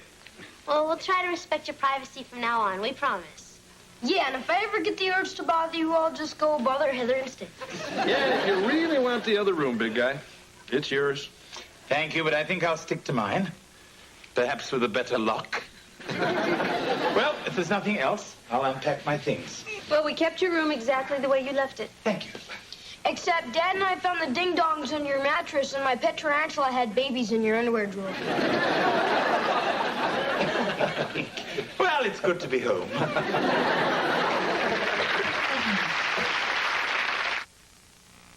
Mr. Belvedere will be right back. Kevin is still unable to find a suitable roommate. Poor lad. After living with me, everyone else pales by comparison. Regardless, he'd better find one soon, or he'll be moving back here to the Owens Asylum. Speaking of asylum, I seem to have been granted it by the family. Nobody's been up to bother me in almost 3 hours. Not even Wesley.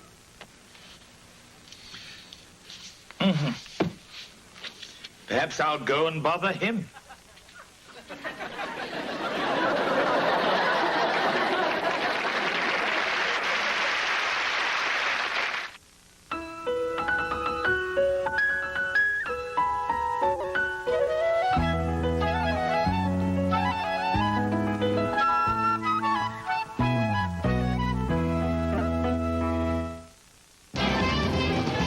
Hi, this is Dolly Parton, and I couldn't be more excited. Wesley, don't answer that.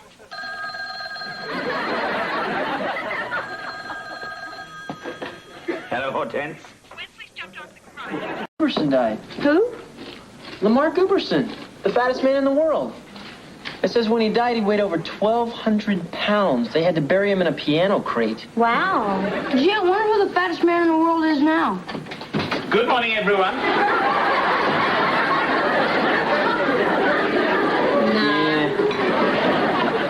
See you guys. I got to get down to the station. Huh? But you don't have to do the news until tonight. I know. I just got a call from the Barbara Collins show. Somebody fell through, so they need another guest. Pronto. And they're sending you to pick him up? No, I'm it. I guess they want me to dazzle them with a few of my sports stories. Oh, that's great, honey. Barbara Collins has the #1 show in Pittsburgh. At least she did. Good luck, George. Yeah, knock 'em dead. Good luck, Dad. Thanks, guys. I just hope I do as good as the guy who canceled. Who was that, Dad? I don't know. I think it was that Michael Jackson guy.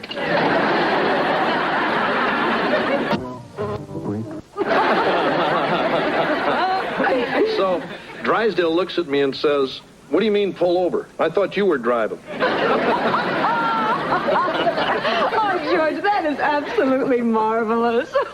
Now, come on, George. Give us the lowdown. Do you really think the Pirates are going to leave Pittsburgh? Oh, I hope not, Barbara, because if they do, it's really going to upset their fan.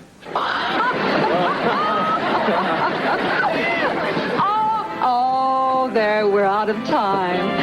On behalf of my co-host Brad and myself, I would like to thank all our guests today, especially sportscaster George Owens, who is the most fabulous guest we've had on here for a long, long time. Bye, everybody.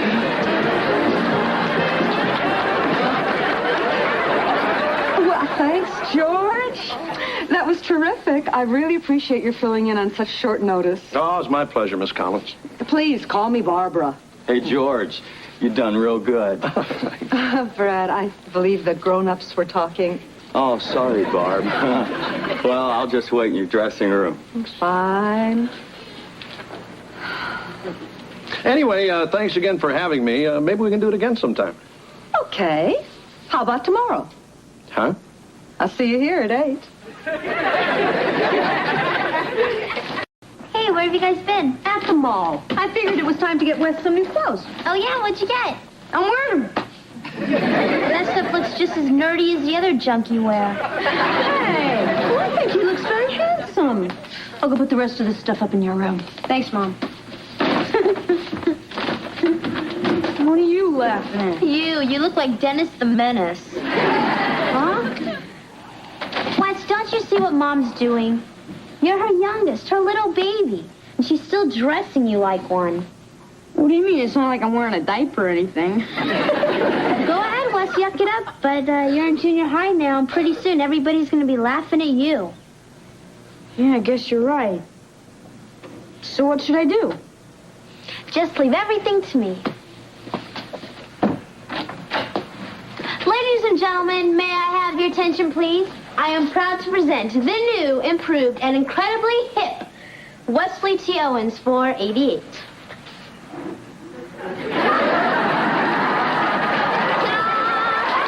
Hi, Mom. Hi, Mr. Belvedere. Well, it sounds like him. Maybe it's part of the FBI's witness relocation program. What happened to all the clothes I just bought him? Well, we took him back. Doesn't he look great? He just looks so grown up. What happened to my little baby? Mom, I'm 12. Get a life. I don't know. It's times like this that I almost wish I had another one. Mrs. Owens, please, for the sake of mankind, don't.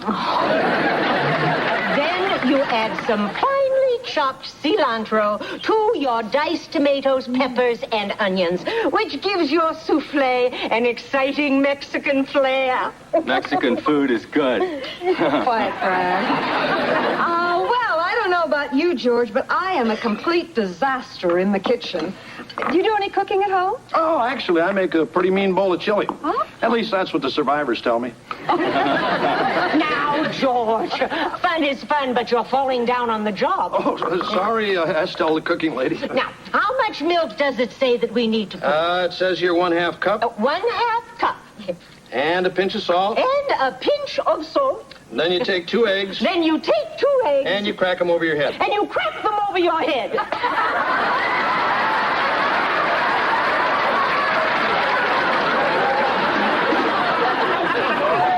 We'll be back with more of Estelle the Cooking Lady, I think, after this word from our sponsor.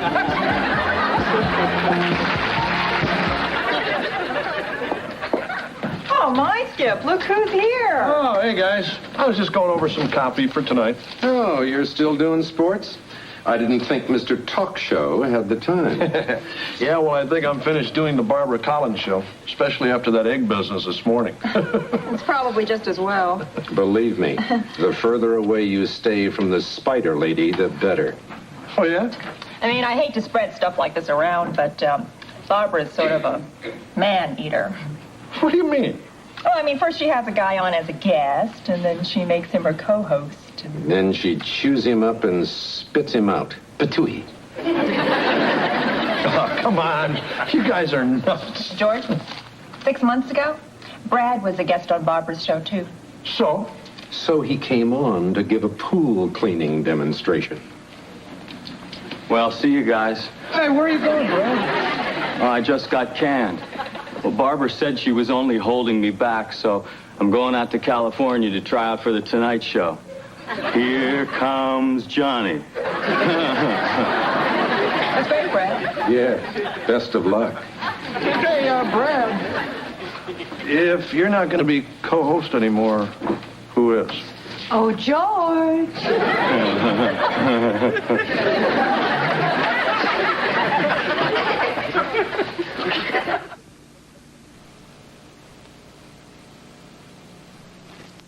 Here's your coffee, Mrs. Owens. Oh, thank you, Mr. Belvedere. Mr. Belvedere? Yes, ma'am.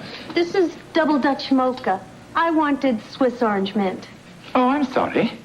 Let me draw you a map to the kitchen. See you guys. Wes and I are going to the movies. Come on, Wes. We're going to be late. I'm coming.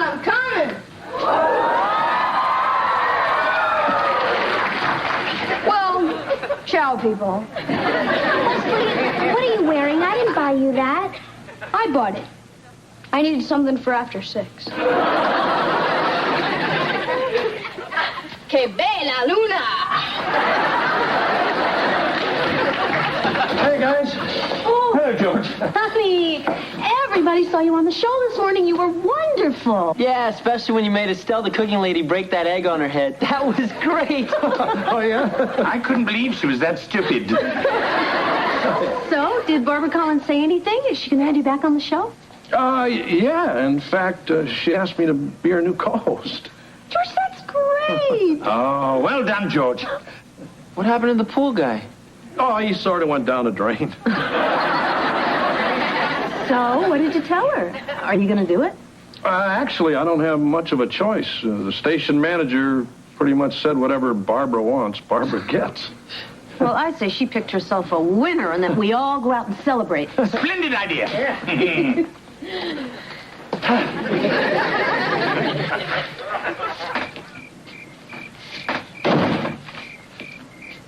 Oh, George, I didn't know you were out here. Hey, Belvedere. If you're looking for that salami you hid in the drain pipe, Wes and I already got it. You're up rather late, aren't you? I couldn't sleep. Oh, it's only natural to be nervous before assuming a new position. Yeah, real funny. No, it's just this Barbara Collins broad. Mm-hmm. I think she's got more in mind than me just sitting next to her in a chair. Oh. Oh. Yeah, right. Well, are you certain about this? I mean, she didn't actually proposition you, did she? No, not exactly. It's just I sort of heard she has this reputation. And where did you hear this? In gym? Look, George, you shouldn't pay any mind to this sort of idle gossip. Yeah, I know. And in the unlikely event that she does make advances, simply tell her you're not that kind of co-host. Thanks, big guy.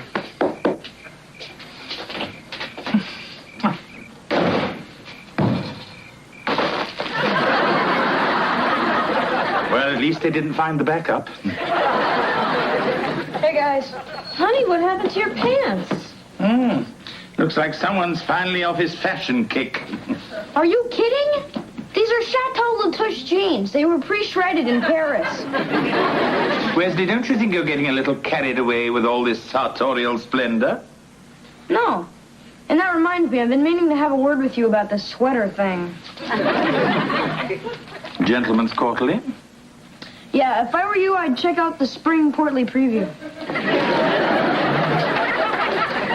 All right, folks, we're out of time. Let's hear it for our very special guest, the fabulous Bernard and his amazing beard of bees. Listen, Bernie, I'm really sorry about pulling out that bit of honey. I didn't think it'd get the little buggers so worked up.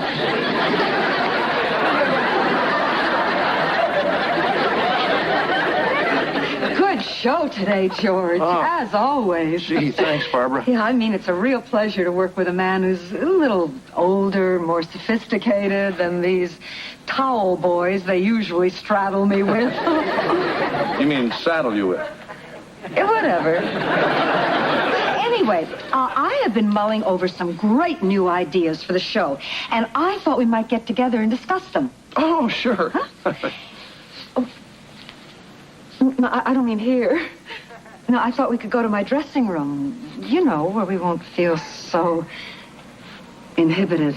Oh, gee, it sounds great, Barb, but I got a sports report coming up in about 8 hours, so I better get cracking. I mean, you know how hectic things get around here during basketball season. George, Pittsburgh doesn't have a basketball team. Hey, that's right. And I think it's high time people knew why. Okay, Tam, which story do you like best? Boy raised by dogs wins best of show, or productivity up at clothing optional steel mill? Gee, I don't know, Skip. They both sound pretty tasteless. Yeah, I know. God, I love sweeps. Hi, guys. Hi, George. So, how's it going with Cruella DeVille? I just got to get out of that co-host thing before she drives me nuts. Stick to sports where I belong.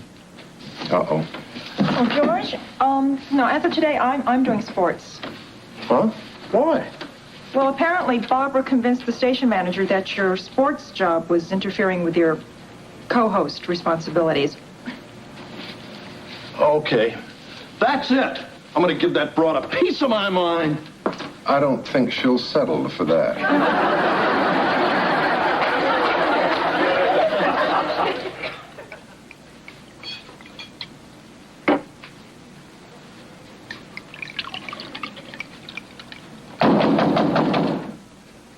Come in, George. We got to talk. Fine. But first, a toast. We have to celebrate. Celebrate what? George, do you know what's in these envelopes? Alimony? Fan mail, George. Lots and lots of wonderful fan mail. And it's all for you. Oh, yeah? Huh? You're a hit, George. People like you. They want to see more of you. I mean, they can feel your strength, your very essence, as it comes bursting through that TV screen. They just can't wait to turn you on.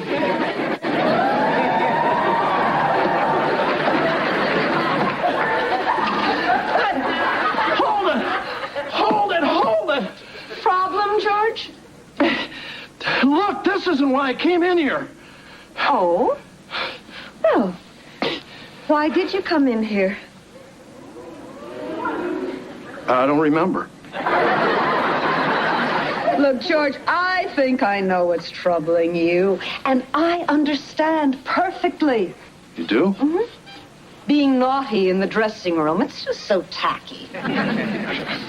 So why don't we make it tomorrow night for dinner? No. Say around 8, my place. Forget it. Which do you prefer, white wine or red? I'm not coming.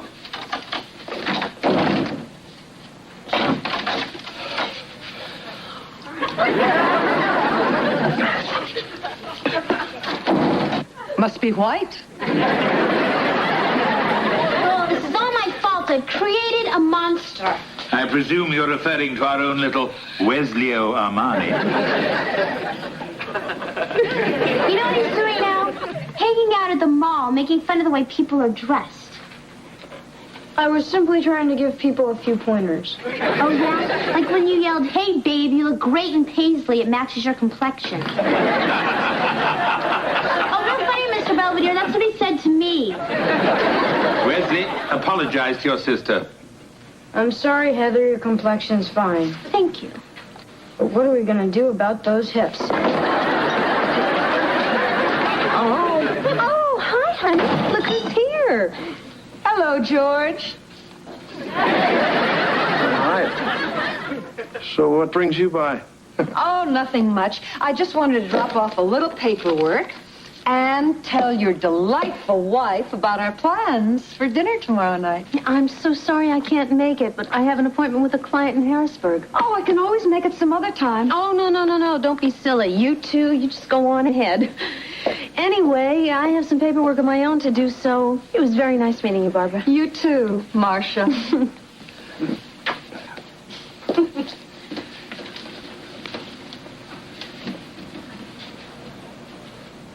Your wife is very attractive, George. Thanks. Maybe we can find a place for her on the show. How does Marcia the legal lady sound? What are you doing here? Oh, come on. Don't be such a grumpy puss. Okay, that's it. I quit. Go get yourself a lifeguard or something. But I'm going back to sports. Oh, really? Where? Altoona? Well, look, if you expect to do sports or anything else in this town, you had better play ball with me. Do I make myself clear? More coffee, Miss Collins? Oh, no, thank you. I was just leaving. Oh. Oh, George, see what you can do with this guest list, We've had another cancellation. Good night. Oh, good night. Good night. She seems nice. What am I going to do, Belvedere? If I don't hit her sheets tomorrow night, I'll be hitting the bricks the next morning. That certainly is a problem. Yeah, And if I were in your shoes, I would simply try to deal with one problem at a time. I think we should start with the guest list. Morning, Barb. You were looking for me? Yeah, I got this morning's breakdown. We don't have any guests. Oh, sure we do. I got a great show all lined up, just like you told me to. Oh? Who'd we get? It's a surprise. Kind of a theme show dedicated just to you. Really? I just wanted to do something to show my appreciation for all you've done for me and all I'm about to do to you. Ooh, I like the sound of that. 1 minute, Miss Collins. We'll finish this later. Good morning. Welcome to the Barbara Collins Show. Now, normally, this is where I tell you who my guests are going to be. But you know what? I haven't got a clue. But I think this rascal here's got something up his sleeve. Ladies and gentlemen, my co-host, George Owens. Ah, thanks, Barb. You know, you've been an institution here in Pittsburgh for 15 fabulous years. And I thought, wouldn't it be great to take a look back with a few special friends and show the people out there what Barbara Collins is really like? Oh, George, I don't know what to say. Oh, you just wait, Barbara Collins, because this is your sex life. Brad Buckley, pool cleaner, co-host, 8788. Biff Braddock, cable installer, co-host, 8687. Oh, my God. Steve Savage, aerobics instructor, co-host, 8586.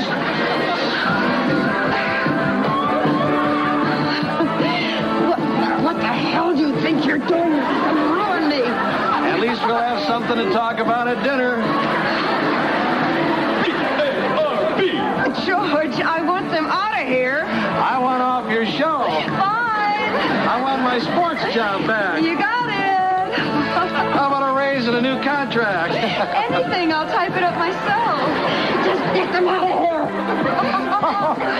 Okay, folks, we're going to take a short break, but don't go away, because we're coming right back.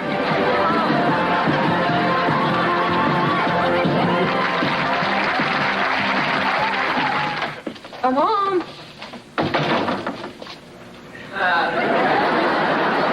Whoa, what happened to you guys? What do you mean, us? What happened to you? I made fun of some ninth grader's outfit at Burger Town, so he decked me. I guess when it comes to clothes, I learned my lesson. You mean that's all that it took? I could have done that. So why are we dressed like this? I don't know, but you guys look pretty stupid. See you later. I don't care how we look. I say we go out for pizza.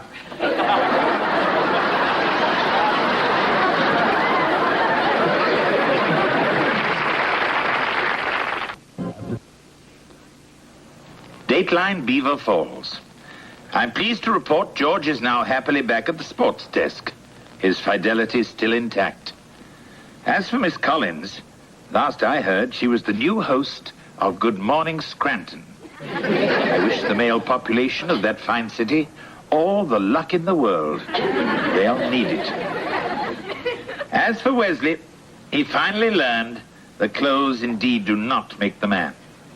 Although if you wear the right outfit long enough, it will change you a little.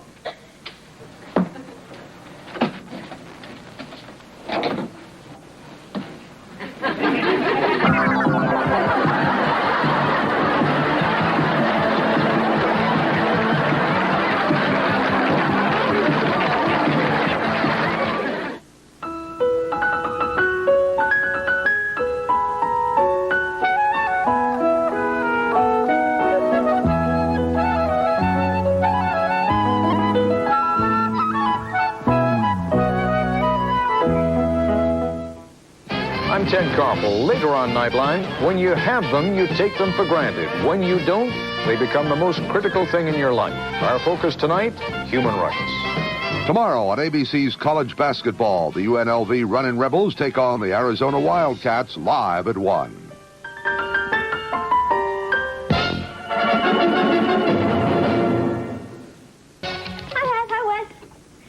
Hi, Mr. Bellyflop. Angela? My parents signed the consent form so I can go. Back to Pluto, I hope.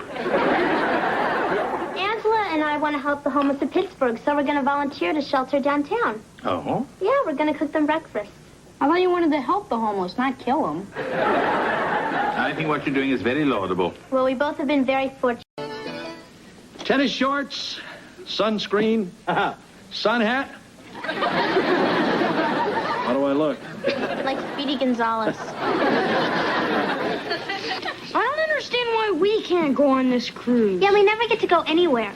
Well, it's not your 21st anniversary. Besides, this will give you the chance to spend some quality time with Mr. Belvedere. So stick to your desk and never go to sea, and you will be ruler of the Queen's Navy. God, Mom, please don't do this to us. I mended the drawstring in whatever these are.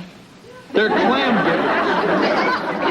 Wear them when you go after clams. What are you going to do, frighten them to death? Come on, George, we shove off at 1800 hours and we don't want to be late. Got your tickets? Right here. Good old cousin Leo. Too bad he had to go in for toe reduction surgery. Marcia and I really made a killing on the cruise tickets. All right, kids, I want you to do your homework, get to bed on time, and do whatever Mr. Belvedere tells you. Oh, don't worry, Mrs. Owens. Have a wonderful time. I'll mind the home front. I must be the cab. Bye. See you later. Lynn Belvedere. Yes? Lieutenant Anthony Marsden Smythe of Her Britannic Majesty's service. The Queen? Whereas in the past you have faithfully served Her Majesty, whereas your domestic skills are without parallel on both hemispheres, whereas we are in dire need of these skills, you, Lynn Belvedere, are strictly charged to attend the Queen's person without delay. I shall await without. See, that guy's going to be a whiting a long time. Not at all. Hey, listen, big guy, you better make a choice. You're either working for the Queen of England or for us.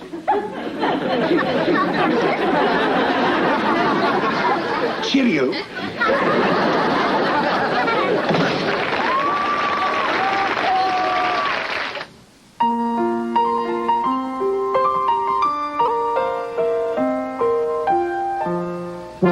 Streaks on the china never mattered before. Who cares when you drop kicked your jacket as you came through the door? No one glared. According to our new rivals, life is more than mere survival, and we just might live the good life yet. Do you believe Belvedere just walked out like that? Oh, George, now we won't be able to go on our cruise. Oh, well, sure you can. We can take care of ourselves. You've left us alone before. Not without round-the-clock surveillance. Well, what are we going to do? If the plane goes, we're going to miss the Princess Lucretia. Oh, forget it, George. We'll never find anyone to watch the kids. Bon voyage! Happy anniversary, Mr. and Mrs. Owens. If you hadn't gotten married, Kevin never would have come along, and I wouldn't have a roommate. Oh, thank you, dear. Say, Kev, remember when you told us how grateful you were for us helping with your college tuition? And for helping with your apartment rent. And us picking the cockleburrs out of your hair when you were sent home from camp? Remember how you said you wanted to pay us back one day? Yeah. Today's the day.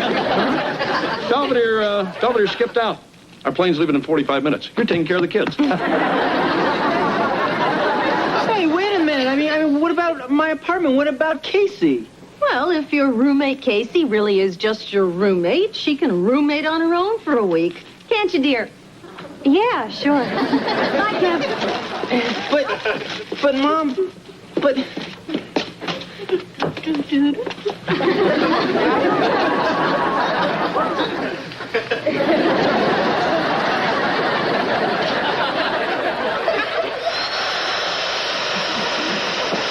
Well, dinner seems to go pretty well.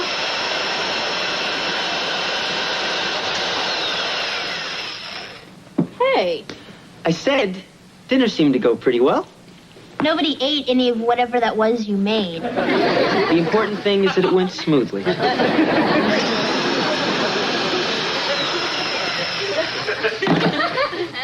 on, Kev. I'm just having some harmless fun.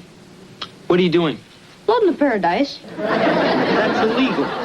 Wait till you see what I do to the roulette wheel. Okay, that's it. Everybody listen up. Now, I have made a list of household duties. If everybody just does their own part, we'll all... Live happily ever after? Okay, Wes, you take out the trash, wash the dishes, clean the bathrooms, and dust the downstairs. Heather, you do the laundry, make the beds, clean the kitchen, and dust the upstairs, okay? Gee, Kev, who's gonna milk old bossy? Pretty soon, we'll have this place running like a well-oiled machine. Now, I've got a test in the morning, so I'm gonna hit the hay. You guys go finish your chores, and then go nighty-night.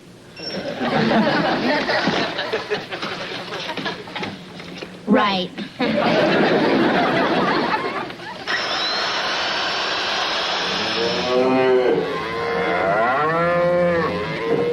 Here be your quarters for the duration, your ladyship. There must be a mistake. Begging your pardon, ma'am, but it says here you got the governor's suite. Wait a minute. I thought this was supposed to be a cruise ship. Yes, I know, your lordship. The Princess Lucretia's actually a freighter, but we do take on the occasional joy rider. Are those cows? Aye, we be bringing beef round the Horn to Frisco. Well, why don't you go through the Panama Canal? The Panama Canal is for sissies. You know, Marsh, there's something just plain not right about this. You're right. I say we get off while we still can. You're free to leave if you're not afraid of sharks. Holy smokes! We've sailed! Hey, look, Ace. I demand to see the captain. Captain Peel at your service. Well, now, you listen to me, Captain. I've seen your brochure, and this is way off. I mean, we don't even have a place to put our clothes. Are you blind as well as stupid?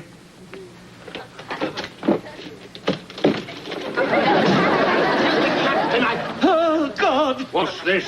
It ain't dinner time. Begging the captain's pardon. You shut your mouth and come with me. Mercy!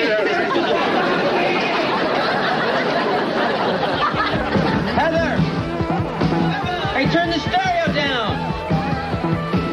Heather! Are you talking to me? I can't hear you. You can hear Radio Free Europe with the way you're wired. Keep the stereo down, will you?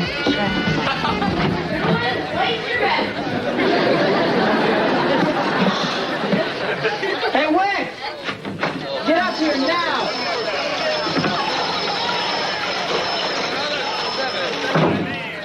What's on your mind, Kev? You forgot to take out the garbage. I've been a little busy. Yeah, what are you doing down there? Playing with my electric trains. You're awfully dressed up. I'm the conductor. See you later. Heather, I demand to know where you're going looking like a bad Madonna video. Why don't you take all that energy and clean this place up? The house is a wreck. Right. Hey, wait! Hey, Wes, I'll give you $5 if you help me clean this mess up. Huh? Gee, Kev, you know, I'd love to help you out, but the super chief is pulling into Albuquerque.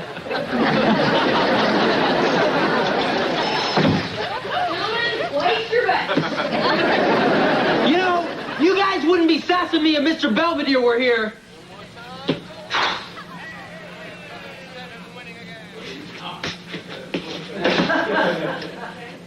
This was for heroism during the Blitz. This was for climbing Mount Everest. And this was for winning the Pillsbury Bake-Off. Oh, excuse me, I think the royal family is summoning me. Lynn Belvedere here? Who? Kevin? Wesley's doing what? Heather went where? Not now, Kevin. I have a meeting with some members of the royal family. They're here now. No, I will not say hi for you.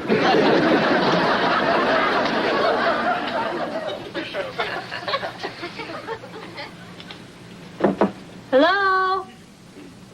Kevin?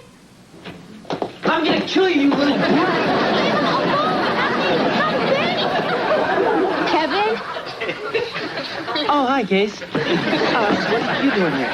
Well, I was worried about you. I haven't heard from you in 3 days. Look, somebody owes me $103.50. What's going on? Wesley ordered a dozen pizzas when he knew I was cooking dinner. And now he wants me to pay for it when he knows I don't have the money, so I was gonna beat on him until he paid the guy. Oh. You took an order for 12 pizzas from a kid? I've been under a lot of pressure lately. I'll tell you what I'm gonna do. I'll give you 10 cents on the dollar. Sold. Pay him, Wes.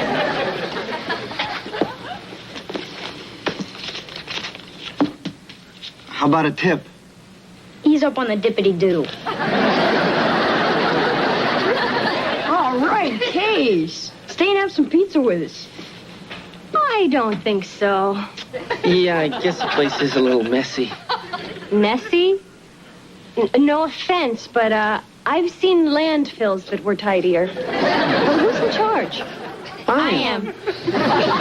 Well, since it's pretty obvious no one is, you get yourself upstairs and scrub that junk off your face. And you, get your button gear and start cleaning up this mess. And I suggest that you get into the kitchen and put whatever's causing that smell out of its misery. Okay, you're so cute when you're mad. Move it! Move it! Move it!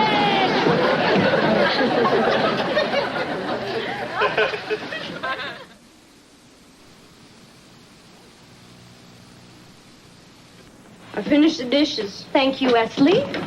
I picked up the living room. Thank you, Heather. Took out the trash. Thank you, Kevin. All right, everybody up to bed. Not you, Kevin. Good night. Sleep tight. Don't let the bed bugs bite. I'll be up in about 10 minutes to tuck you in. Bed bugs? You know, this is kind of weird. You and me taking care of Heather and Wesley. It's sort of like playing house. Down, boy. Only game we're playing tonight is gin. Adios.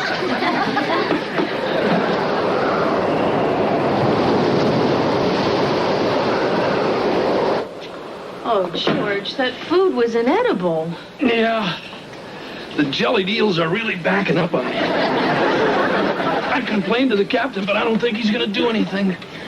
Lash the cook to the yardarm, matey. Help me, please! Oh, God, no! No, please! I'll never do it again! I don't like complaints from the passengers.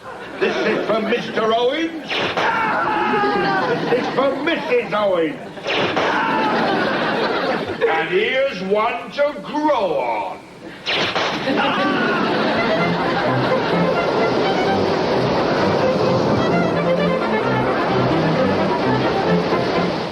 My stay at Buckingham Palace is proceeding amiably.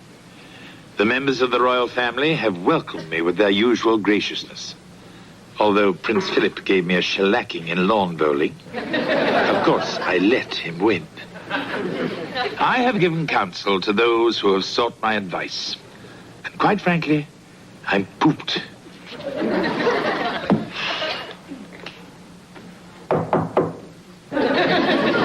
Come in.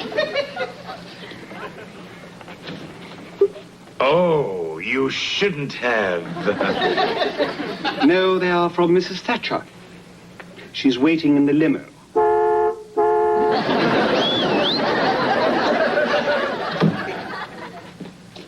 You're still here?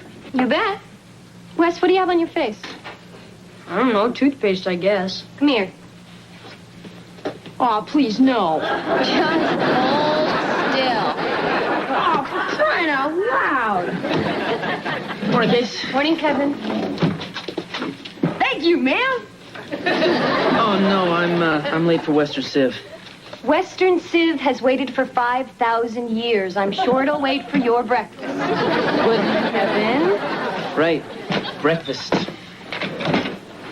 Well, you look very nice, Heather. Well, I'm glad you approved, Casey. If you'd send me back to change my clothes one more time, I'd have to wear my Girl Scout uniform. Your oatmeal's on the table. I don't eat oatmeal. All right. I have some lovely stewed prunes. Oatmeal.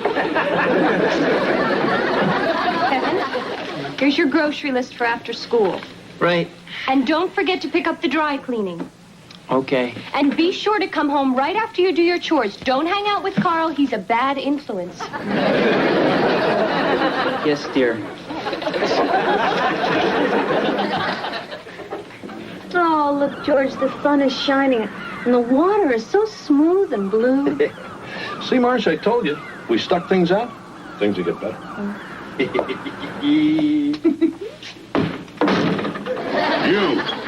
You look like an able-bodied man. I'd be needing a new stoker for the boiler room. Now you I'll take none of your lip. And you be pulling galley duty. Our cook has fallen apart on us. Now, come on, shift yourselves. Come on, out. See, Marsh, I told you there'd be activities. Boy,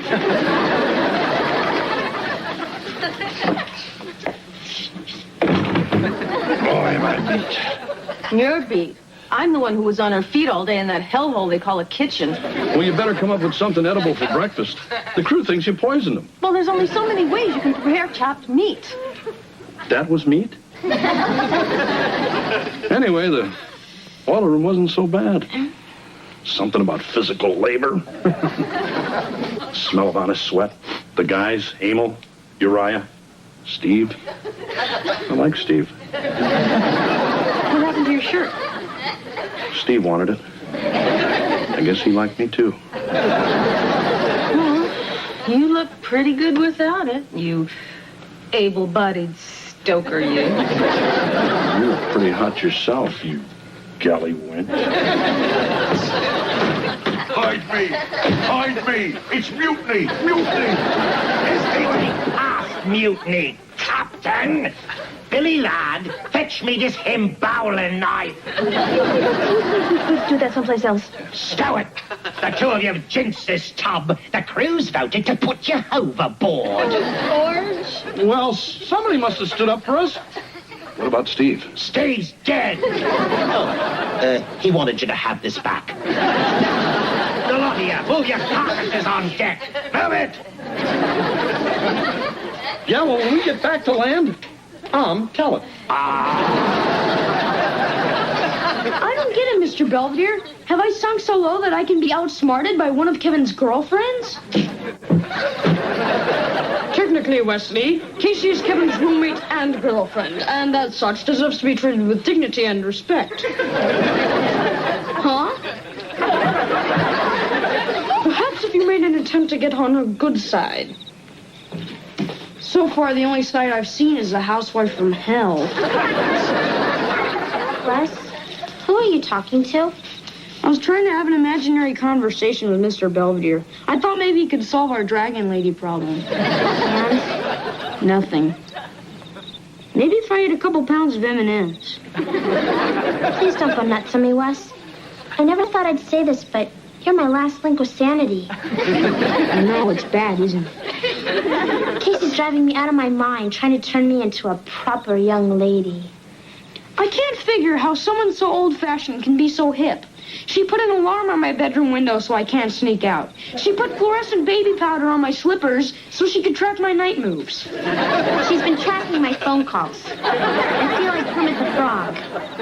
It's just she's got Kevin so twisted, half the time he thinks he should be changing diapers and half the time he thinks she's wearing them. Hi, guys.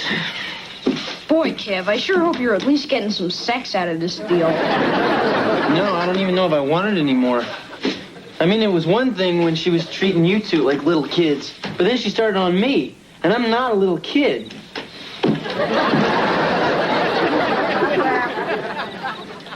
The question is, what are we going to do about it? Mr. Belvedere, this is an emergency. You have to tell us what to do. Casey's driving us crazy. She makes you look like a softie. She took all my new makeup and hid it, and I don't know where it is, and I look like a mole. All she does is boss us around and give us orders. I mean, who died and made her queen? Majesty's pardon. I believe that's for me.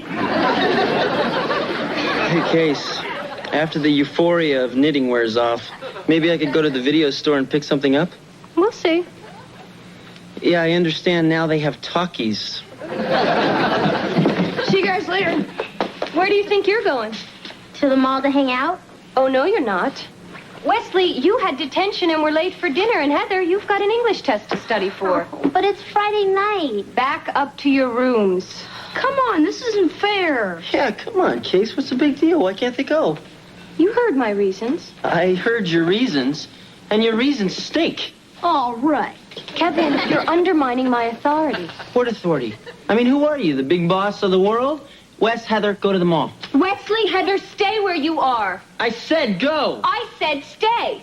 Who wants to go to the mall? Yeah, this beatards are gonna stick all to hell. Watch your mouth, young lady. No, she doesn't have to.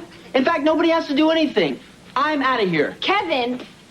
Casey, I am tired of being grown up. I'm especially tired of being grown up with you. I'm going to the record store, and I'm going to get any album I want. Then I'm going to Burger Town, and I'm going to eat way too many French fries with gravy. And then I'm going to pick up my buddy Carl.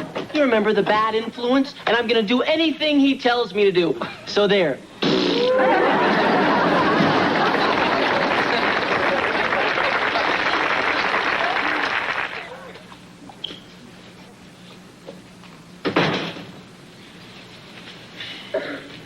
I guess I fell asleep. Yeah, it's kind of late. Got some gravy on your shirt. Oh, thanks. Look, Casey, Kevin, I know really I was sorry, rough on...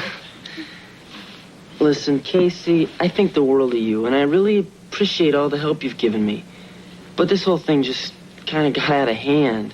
I know. I mean, half the time I feel like I'm 7 years old again, and then I'll turn around and it's like we've been married for 30 years. What'd you say? I said I know. You do? Kevin, I'm the oldest of 8 kids, and my mom and dad both worked. I always had to struggle really hard to keep control of everybody. Oh. So sometimes I come on too strong or I get too bossy. But it's only out of caring. I mean, if I didn't care about Wes or Heather or their handsome older brother, I would have walked. Tell me again about the handsome older brother.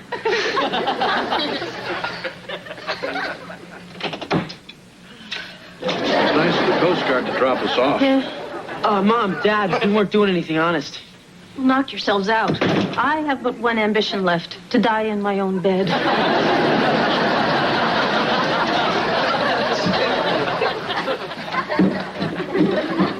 You heard her.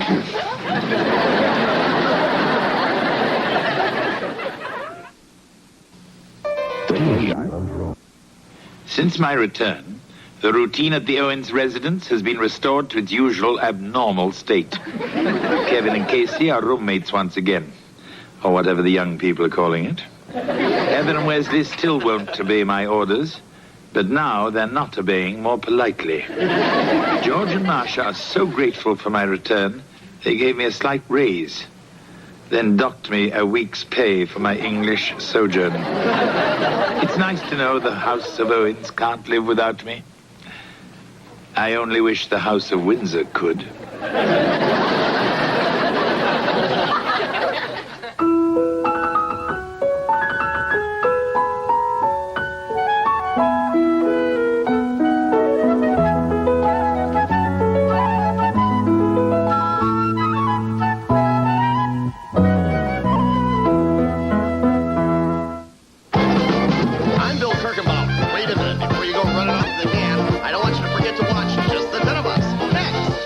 Tomorrow at 8, it's the final mission for a member of the MI Force on Mission Impossible. Then Hawk shows that crime doesn't pay. It hurts on A Man Called Hawk. Followed by Murphy's Law.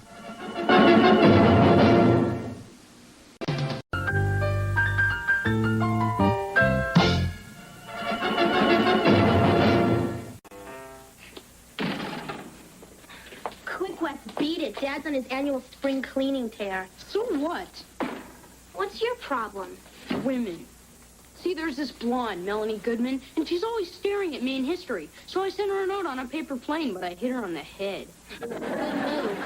Hey, I offered her half of my marshmallow and tuna sandwich. Wes, the secret to a girl's heart isn't throwing things at her or grossing her out. Show her you can be tender and passionate, romantic. Well, how do I do that? Beats the heck out of me. George, I can't believe you kept all these old Playboys. Hey, there's some very thought-provoking articles in these. I can imagine the thoughts they're provoking. George, give me those. Well, what's in here? It's a bunch of letters. Yeah, George, they're mine. Well, what's so important about these? Gimme. Huh? Give Huh? me. Huh? Children. Okay, if you really must know, they're just some old love poems. From who? Nobody. Barry Clayton. That wimp who followed you everywhere before you met me? He was not a wimp. His poems were sweet and touching, and I'm not going to throw them in the garbage. Okay, then I will. Okay, fine. Hey, those are collector's items. Yeah, the trash collector. Whose stupid idea was this spring cleaning anyway? Yours, George.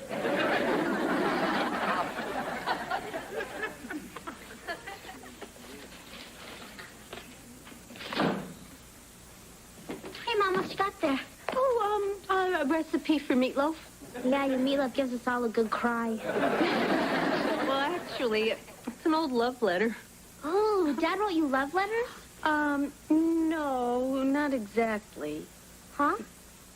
Well, then who are they from? Oh, Mom, you're not having an affair, are you? Relax. They're from a boy who used to have a crush on me, but he was too shy to tell me, so he used to write me these sweet little love poems. Oh. Listen. To my muse of loveliness, for whom I'll ever pine, although our lips may never press, our souls will intertwine. Oh, Mom, that's so beautiful. Yeah. And it was all for unrequited love? I'm afraid so. Well, how come? Because I met your father. Sad. Hey, I'm sorry about the wieners in the hot roller machine. I didn't know you'd take it so hard. Yes, she's crying over some old love poems. You mean a bunch of mushy stuff really does that to Mom? Yeah, Mom and every other woman in the world.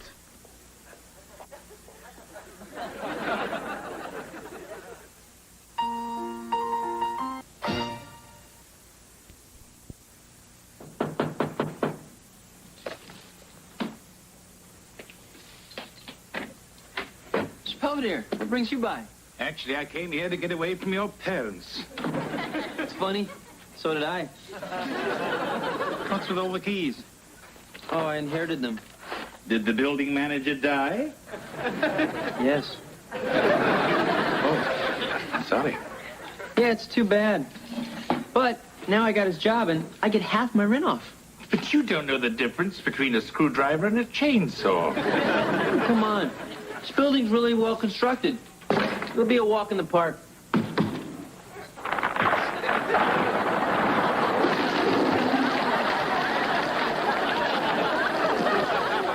George, I thought I threw these things out. these are my private letters. Well, why are you suddenly so big on privacy? Me? Why haven't you ever shown me your lodge salute or your secret fraternity yodel? If he ever does, please don't share them with me. You still have a thing for this guy? No. It's just that these are the only things I ever received that are even remotely romantic. Yeah, I'm always getting you romantic stuff. What about your birthday? I got you the Popeil Pocket Fisherman. Be still my heart. Okay, I'll go right out and buy you a dozen roses. Will that make you happy? No, not if I have to ask for them. I love roses. Hey, Mom, how do I look? Just like a man. Hey, Les, what are y'all dressed up for? Nothing special. Just going to the library with Melanie. Oh, I thought she was giving you the cold shoulder. Well, I know it's dumb, but when I saw you and Mom sniffling over those old love poems, I thought, what the heck? So I tried to write one myself. I slipped it in Melanie's locker, and she melted like a glob of cheese whiz. Gee, Wes, love's making you almost human. If I'm not home by 9:30, tell Mom and Dad not to wait up. Yes, I'll tell Kevin about your toilet. In the meantime, try the backstroke.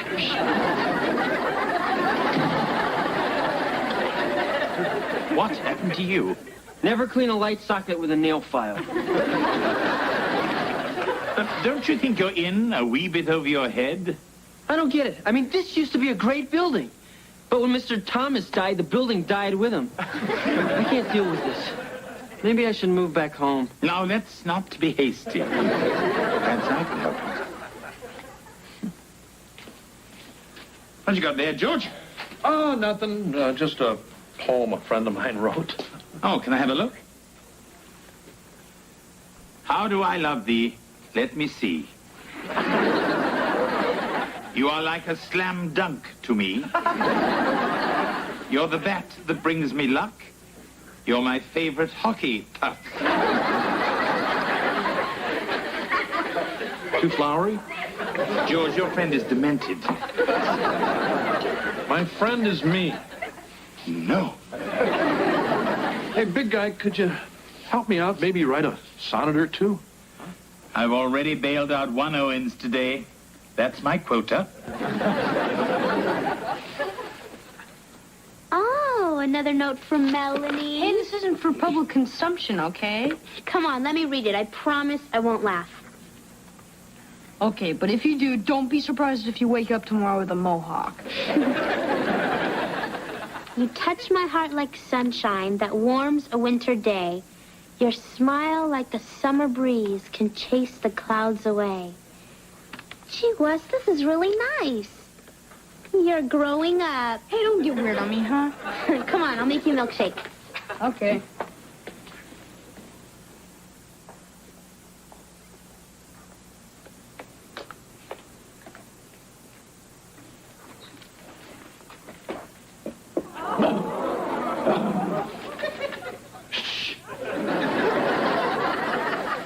George, did you leave this by my briefcase? Yeah. You touch my heart like sunshine that warms a winter day. Your smile, like a summer breeze, can chase the clouds away.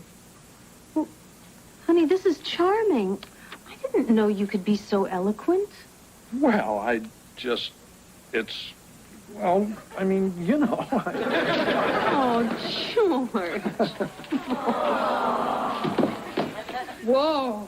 Okay, Wes. Do you know what your father just gave me? A hickey? Wes, why don't you get to school? Okay. Have fun. Hey, Marsh, do me a favor. Don't mention any of this stuff to Wes. I don't want him to know his old man's a sentimental slob. It'll be our secret. Okay.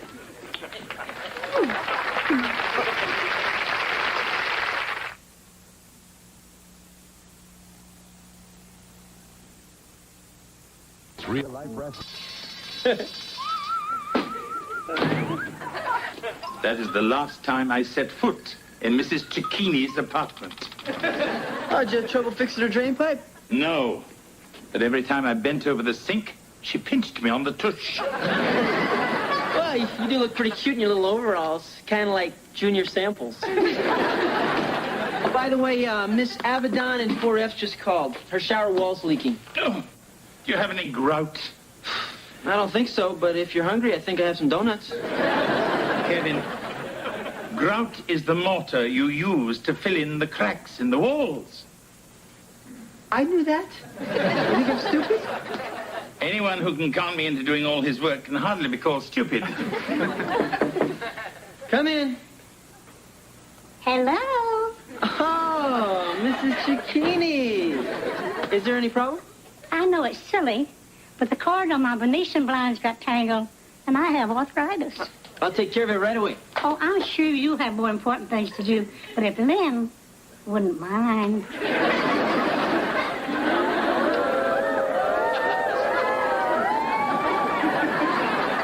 Well, I think Melanie's gonna like this one. But I need an unbiased opinion. Tell me what you think, Spot. To my only love. The vastness of the ocean, the grandeur of the skies, Is nothing to the rapture that you capture in your eyes. George, this is even lovelier than yesterday's. It's like you're inspired.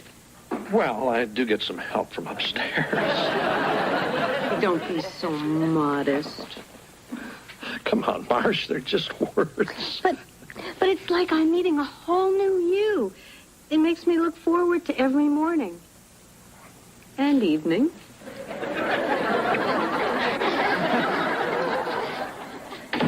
Good evening, Kevin. Oh, hi, Miss Belvedere. Aren't you a little dressed up to fix Miss Gordon's toilet? I'm off to a concert. These are for you. They are called tools. Hey, are you still mad because I had you fix the antenna on the roof? There was an electrical storm. So I lent you my umbrella. Yes, the one with the metal tip. I'm a housekeeper, not a lightning rod. And I'm sick of you taking advantage of my good nature. All right, look, I'm sorry. You're right, and I've been really, really selfish. I just want to thank you for helping me out. And I hope you'll accept my apology. Yes, of course I do, and I'm sorry I snapped. It's just I have a date tonight with this cheerleader, and the heater just broke. All part of life's festive cavalcade. Okay, fine. I just hate to think of all those poor, little old ladies who'll freeze to death if I can't fix the heater myself. All right, Kevin. But this is the last thing I do for you on the planet Earth. And I once had the run of Buckingham Palace. Well, now, what seems to be the trouble? Nice tone. Ah, perhaps it's that loose bolt over there. Can't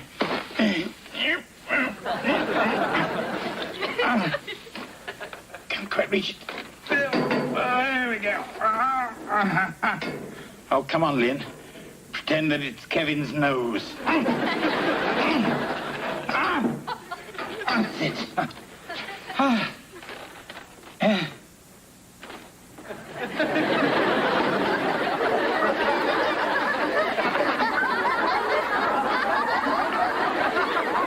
Oh, piddly poop, I'm stuck. Kevin. Oh, Kevin.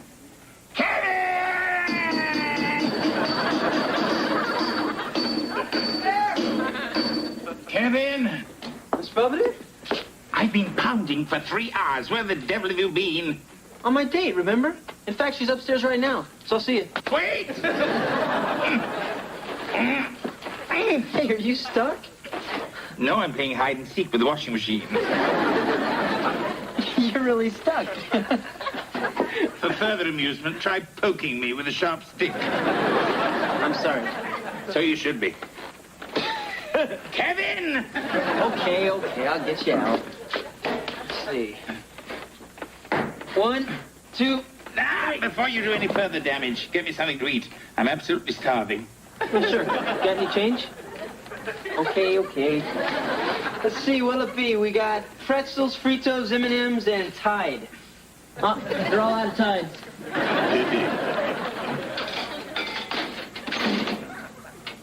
Hey. Nothing came out. I hate that. Wait a minute, I see something. Got it. Uh-oh. What's the matter? I can't get my arm out. Do you mean to say you're stuck too? There is a God. Hey, Wes, do you know where Mr. Belvedere is?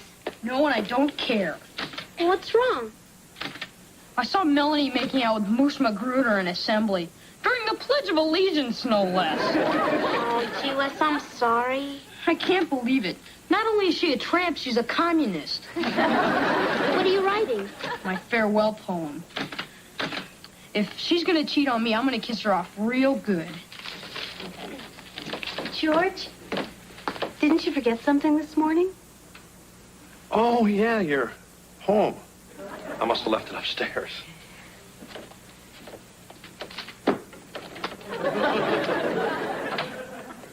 So, Wes.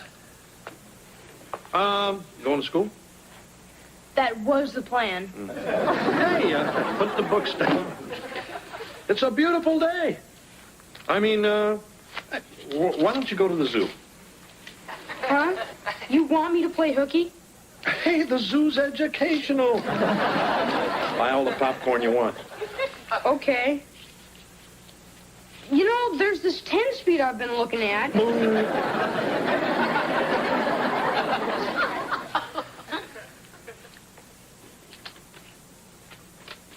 George, I have to go. Shoot. To my only love. Perfect.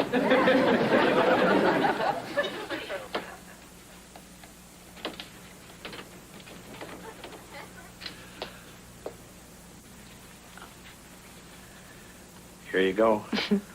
Just like Old Faithful. To my only love. You're a sleazy broad. You're a big fat fraud. You make me want to puke. If I ever write you another sonnet, I'll be sure to spit a booger on it. That's my letter.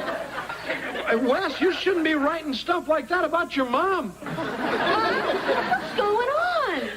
Nothing. I mean, well, the things I've been writing you, I sort of borrowed from Wes. What? You mean I've been swooning over love poems written by my own son? Oh, George, that's sick. You stole my poems? How could you do something like that? Yeah, how could you? Well, I just sort of... You're You're in big trouble, mister. Big trouble.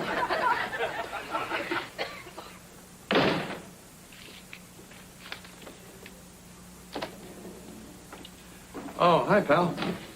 Yeah, Still not talking to your old pop, huh? I don't know. I guess you think I'm a real jerk.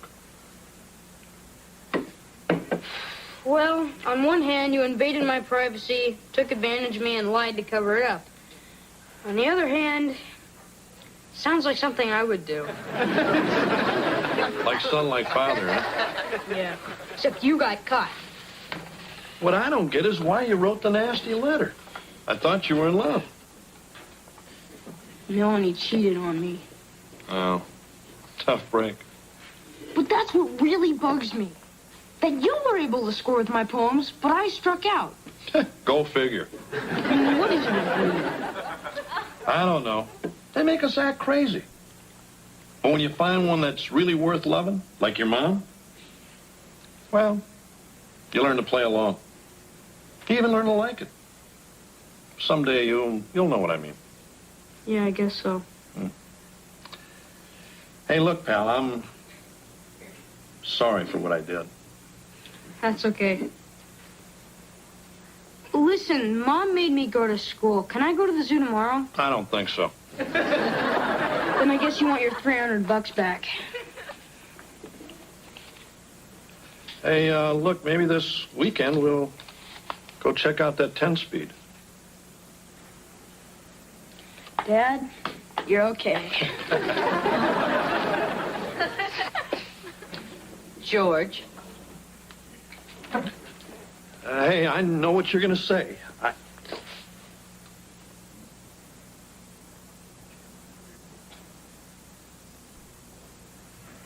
I thought you were mad. You made a total ass of yourself, George. But you did it for me. Well, you may not be Lord Byron, but the message got through. Hey, Mark's not here. We don't want Belvedere barging in. Where is he, anyway? On a tree by the river, a little tom-tit sang willow, tit, willow, tit, willow. Song. During the Blitz, we used to get through the air raids by singing Gilbert and Sullivan. I'd rather be blown to bits than listen to that. Don't get snippy with me. Oh, excuse me. I'm stuck here in a vending machine while this gorgeous babe is stranded in my apartment. Oh, I wouldn't worry. I'm sure she'll find her way back to Bimbo Land. Now who's getting snippy? Well, if you hadn't been such a clod, we wouldn't be here in the first place. Oh, well, if you didn't spend 6 hours in the donut shop every day, we might not be here either. I will not stand here and be insulted by such a twit. Well, you don't have much of a choice, do you? Oh, showing your true colors now, you overgrown brat. All the time I feared Wesley, but no, you lurked like a time bomb, ready to blow up in my face. I have never I don't want to hear it. Ah, then hear this. My objects all sublime, my cellular team in time. Oh, horse is a horse, suck on. Hey, no, we're going to go I'm right to the horse and ask the horse. We'll give you an answer that's rolling. Oh, boy, a hoot nanny. Genie, thank God. Call the fire department. We're stuck. Really? Oh, dear.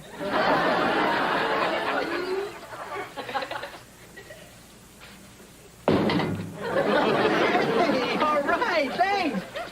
Claudia, darling, I'm coming. Come back here, you blackguard! Oh, Lynn, we don't need him. I can get you out of there. You can? Sure. Well, what's the rush?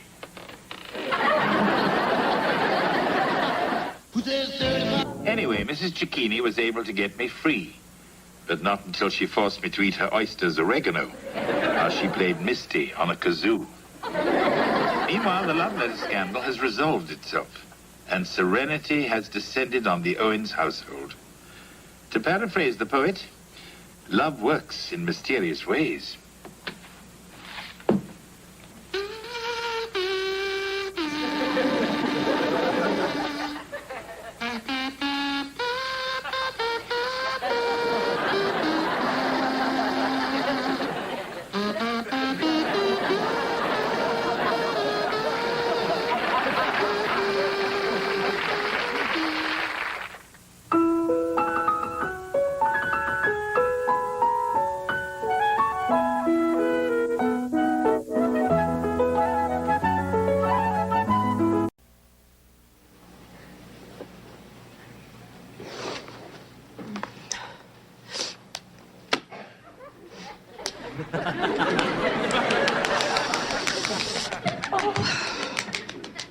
If you'd like a break, I'd be happy to slap you around.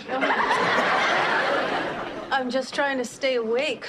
You have any suggestions? Yes, get some sleep. I can't. I have to learn all these cases by the end of the week. So when Professor Hofstadter tells me to stand up and says, Brown versus the Board of Education, give me all the precedents, I'll be ready with a really good answer. Mrs. Owens, I think all this studying is becoming counterproductive. Yeah, I guess it gets to the point where you've learned everything there is to learn. I reached that point in 1957. Go to bed. Okay.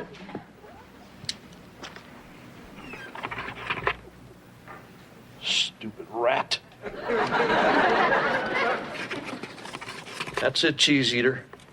Live it up while you can. Your days are numbered. Where'd you go now? Dad, it's me. What are you trying to do? Give your old man a heart attack? No, I heard him too. I was gonna go up to the attic, pretend I was one of them. You know, flush him out. It's okay, Wes. We'll get Ratso in the morning. Right, Dad. Hey, Champ, is your mom still studying? No, I think she's coming up now. Give me the mask. I'm going to give her a little scare. Great idea, Dad.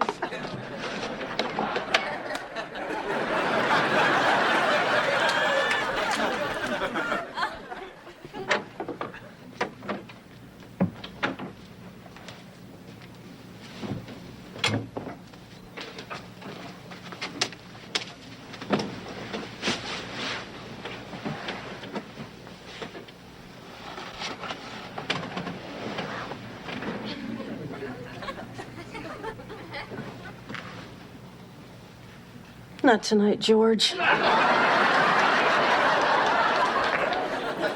at me.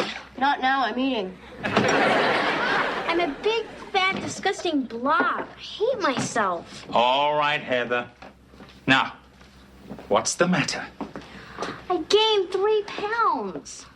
Oh, no. Hey, look, this is serious. All I ever do anymore is put on weight. Heather, you're only 15. Your body is still changing. So? Your mother has a wonderful figure. I'm sure you'll turn out just like her. You think so? Unless you take after your father. Thanks a lot. Heather, you look fine. Believe me, it's all in your head. Hey, Wes, Mr. Belvedere. How's it going, Chunky?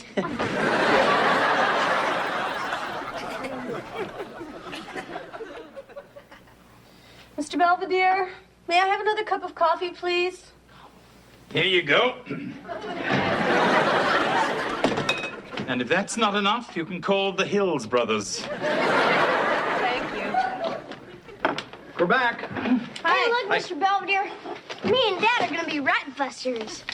See, we got traps and poison and pellets and all that good stuff. George, wouldn't it be simpler to hire an exterminator?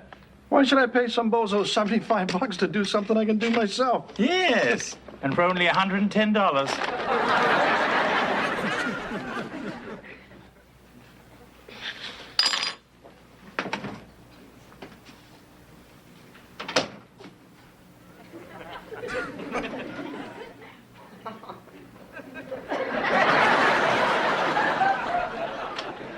Hi.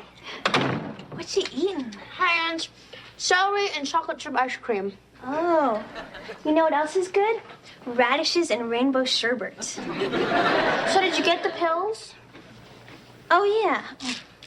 Are you sure these things are going to make me lose weight? My mom took them for 2.5 months, and she's down to 240 pounds. Wow! Why are these prescription bottles always so hard to open? What have you got there, Angela? Oh, nothing, Mr. Bellyflop.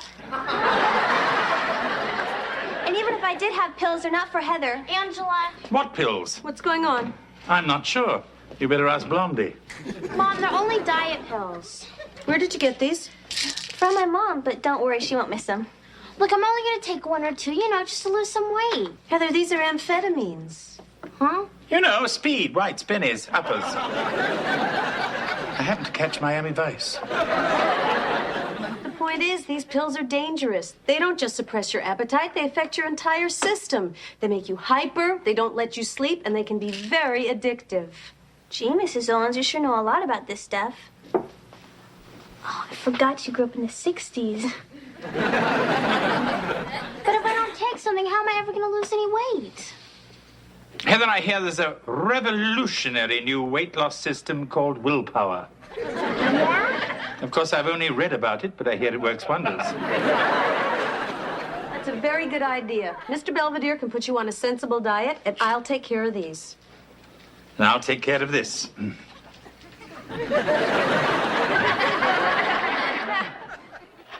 Hey, Dad, I'm almost through cutting the cheese. Good. Now we can start baiting the traps. Yeah. Mr. Belvedere wanted me to tell the great white hunters the dinner's in 10 minutes. Yeah. So, Kev, you want to help? No thanks. Hey, come on, Kev. Me and Westman are closing in for the kill. Well, I don't really go in for this sort of stuff. What's the matter? It's just a rat. Well, it's still one of God's creatures, Dad. And I guess I still believe the needless slaughter of even the least of them diminishes me. But you guys have fun. That's your mother's side talking. Come on, let's nail this guy. I think I found the place where he gets in. It's in the corner here. Great. Hey, why don't you put one over here? Did you get them all ready, Dad? No. But the trap sure works. Mrs. Owens? I thought you were meeting your study group at 7. Oh, God. Why didn't you wake me? I thought I just did. My keys.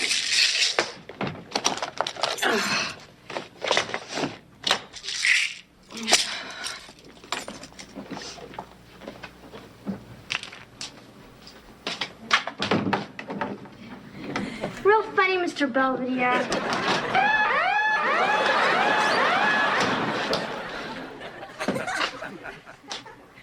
Aha, you forgot the cookie.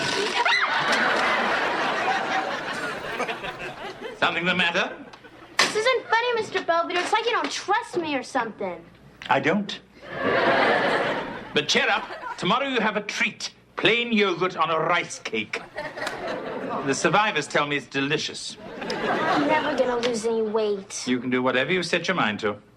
I don't know. I wish I had those stupid pills. I wonder what Mom did with them. Hi, guys. Boy, did I have a great study group tonight. We reviewed 25 cases. We ordered 4 pizzas. I didn't have any. Maybe I'll go study some more. Wonder if the library's still open. See ya. I think I know where they went.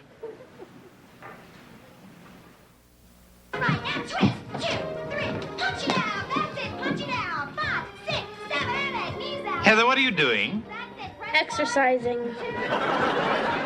Does your body know? Hey, why should I do anything? Mom's probably losing weight just by taking those pills, and that's not even what she's taking them for. Good morning. Sausage and waffles and bacon and juice are in the warmer. Help yourselves.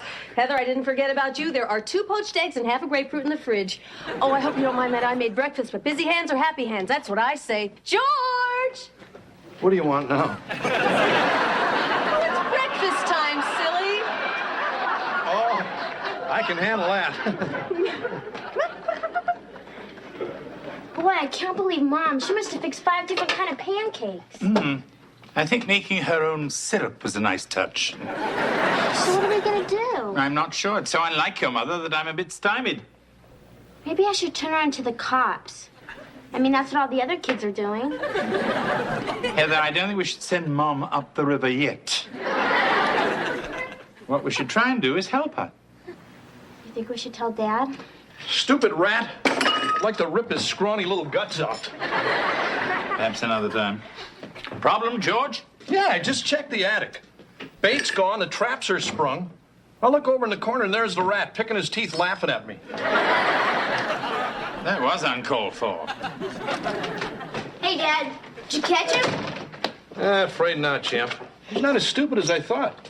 Probably feels the same way about you.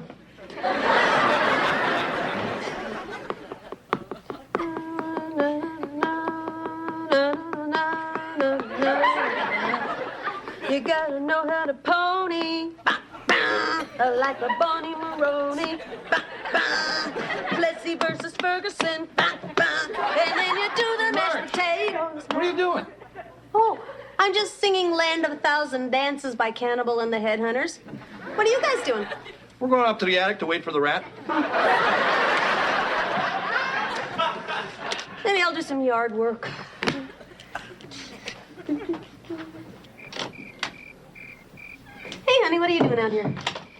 Oh, nothing. Just thinking about things, about life, wondering where it's all going, wondering if any of this makes any sense. I'll rake later. Yeah, sure, Mom.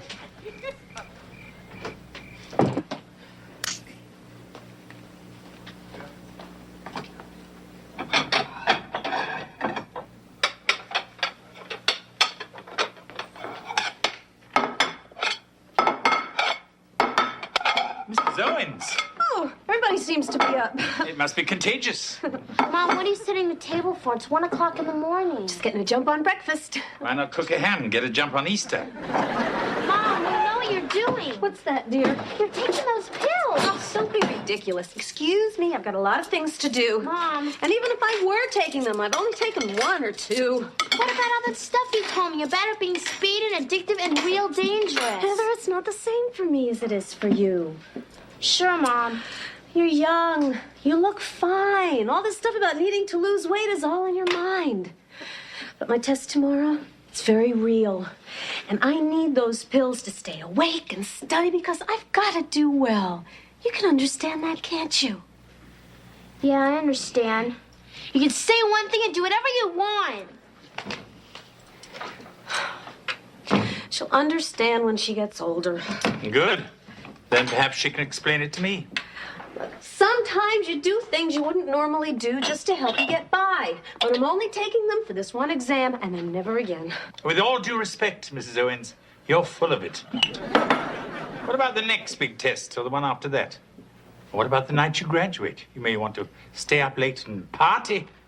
That's assuming, of course, that you do graduate. Because sooner or later, this stuff catches up with you. I am trying to survive in a class where everyone is half my age and twice as smart. What am I supposed to do? Why not do what the rest of us do? Get by on fear and adrenaline. Well, if I want a lecture, I can get one at school.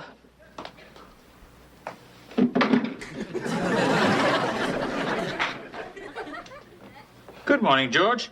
How was Rat Patrol? Rotten. I'm up half the night with my bat in my hand. I fall asleep for 5 minutes. My sandwich is gone. My thermos is empty. How in the hell does a rat unscrew a thermos? Counterclockwise? Hey, honey. Hey. I'm sorry I didn't come to bed last night. Oh, I didn't notice. No, I mean, I didn't come to bed either. I must have been studying. All right. Hey, so good luck with your oral thing today. Thanks. Yeah, good luck with your rat. You two have something very special. I gotta go. Do well. Where are they? Lose something? My pills. They were in my purse, and now they're not. And they didn't just get up and walk away. Those ones might. Mr. Belvedere, I have a test in an hour. I know you took them, so why... Here they are. I'm sorry. That's all right. Paranoia's part of the fun. All right, Mr. Amakost. If Lochner versus the state of New York doesn't, as you put it, ring a bell, how about Shelley versus Kramer? I know Kramer versus Kramer. That's it, Mr. Amakost. Keep your sense of humor. You'll certainly be needing it when you get your grade. Good afternoon. Miss Gantman, will you please send in my neck? Hi. Sorry it took so long. Owens, how nice to see you. Oh, how nice to see you. Make yourself comfortable. You may have a seat if you wish. Thank you. All right, Mrs. Owens, if you're fully prepared, this should be simple. I'll cite a case. You give a brief summary of the decision. I'll pose a few pertinent questions. You can stand if you like. Thank you.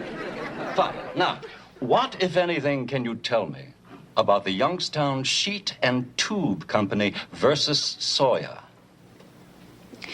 In the Youngstown Sheet and Tube Company versus Sawyer, the Supreme Court was called to rule upon the authority of the president to take possession of private property. In this case, ruling unconstitutional President Truman's seizure of the nation's steel mills to prevent a strike during the Korean War. The majority opinion was handed down by Justice Hugo Lafayette Black, with Justices Frankfurter Jackson, Douglas Clark, and Burton concurring. Don't you ever clean this place?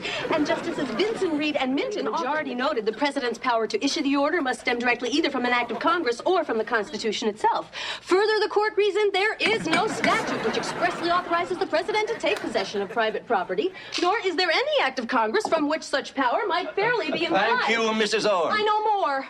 I'm sure you do. But Mrs. Hofstede is expecting me home by Christmas. Good afternoon, Mrs. Owens. You mean I'm finished? Yes. Thank you.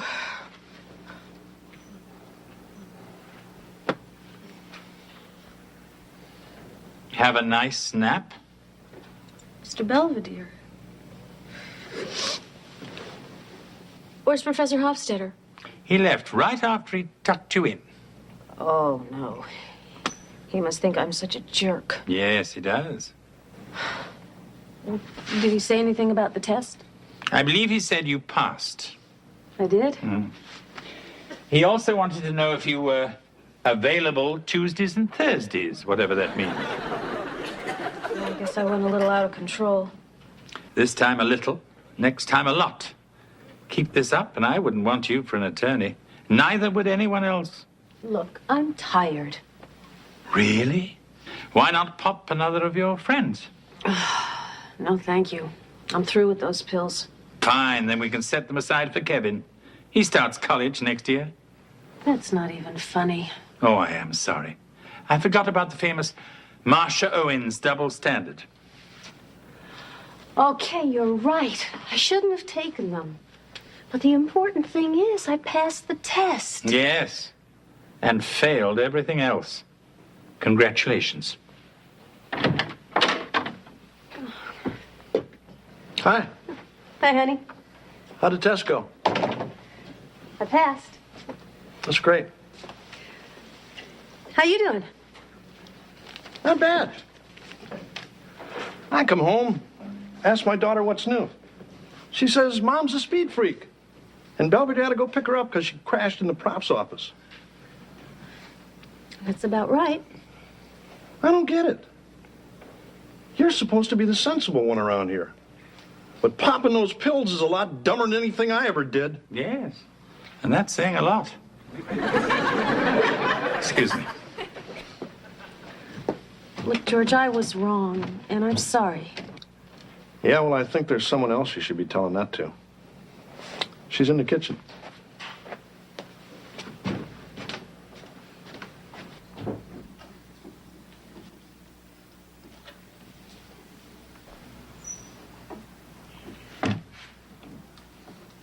Hi, Ed. Having a little snack? No, I'm eating a carrot. It's part of my diet. I can't take pills like some people. I don't blame you for being mad at me. Who's mad? I think it's great. You dress nice, go to law school, do drugs. Hey, I got the coolest mom on the block. Look, Heather. You're my mother. I look up to you. You're supposed to know what's right. I mean, whenever I'm going to do something, and I'm not quite sure if I should or not, I always ask myself, what would Mom think? And then if I think you think it was wrong, I don't do it. Or if I do it, I make sure you don't find out. I thought that it was worth anything to pass that test. But it wasn't worth losing your respect. So what do you want me to do? I don't know. You could give me a second chance. Yeah, I guess you've given me a few.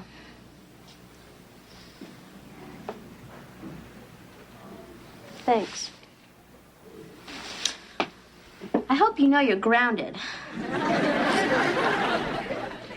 Yo, Mr. Belvedere, I'm stuck. I need a 6-letter word for airborne irritant. How about Wesley? Hey, I may be irritating, but I'm not airborne. You will be if you don't get your feet off the coffee table. All right, who's the wise guy? What's the matter, George? Somebody's helping that rat. What? Look, I could believe it when he stole the bait out of the trap. I even bought it when he emptied my thermos.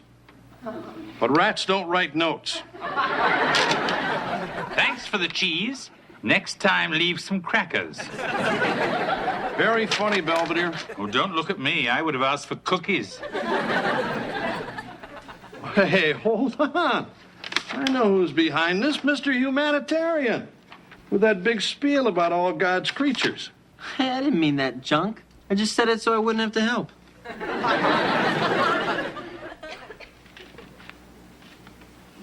See, I started out wanting to kill him, but then I saw him sitting there with his whiskers and his cute little beady eyes. He didn't seem like a rat anymore. He seemed like one of the family. Maybe one of your family. Why didn't you tell me, pal? I'm not going to kill him if he's a friend of yours. Thanks, Dad. And incidentally, I don't think he's a he, because he just had babies. What? Don't worry, I put him in one of Heather's drawers.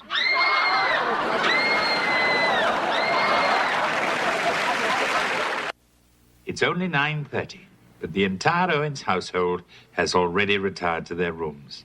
George and Marcia to get some much-needed rest, Wesley to tend his flock of squiggly little rodents, and Heather, in a last-ditch attempt to sweat off some pounds, has recruited Kevin to wrap her in cellophane before turning in.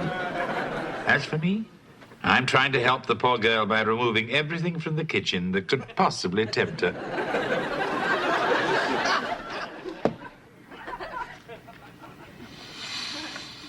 It's a dirty job, but somebody's got to do it.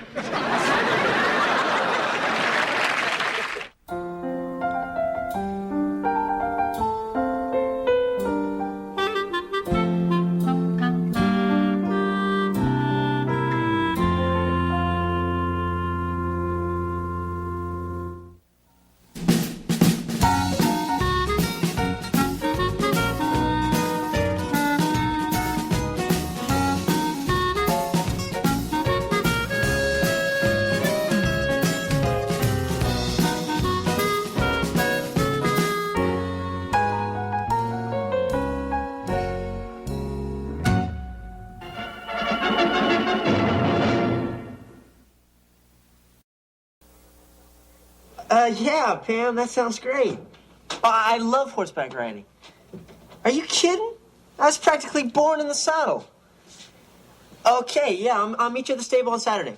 Great, bye. Kevin, I didn't know you were an equestrian. If that means someone who can ride a horse, I'm not. Oh. It's just I really like this girl, Pamela, but the only way she'll go out with me is if we go riding together. And you don't have any experience? Nope. Unless you count the time that Dad put me on the bucking bronco outside the supermarket. He kept sticking nickels in until I threw up. How nice. Yeah, anyway, I was hoping, maybe you could give me a few pointers. Like how to steer, put on the brakes, stuff like that. Very well, Kevin. But we'll have to start slow. Okay, sure. I'll just go and get some nickels.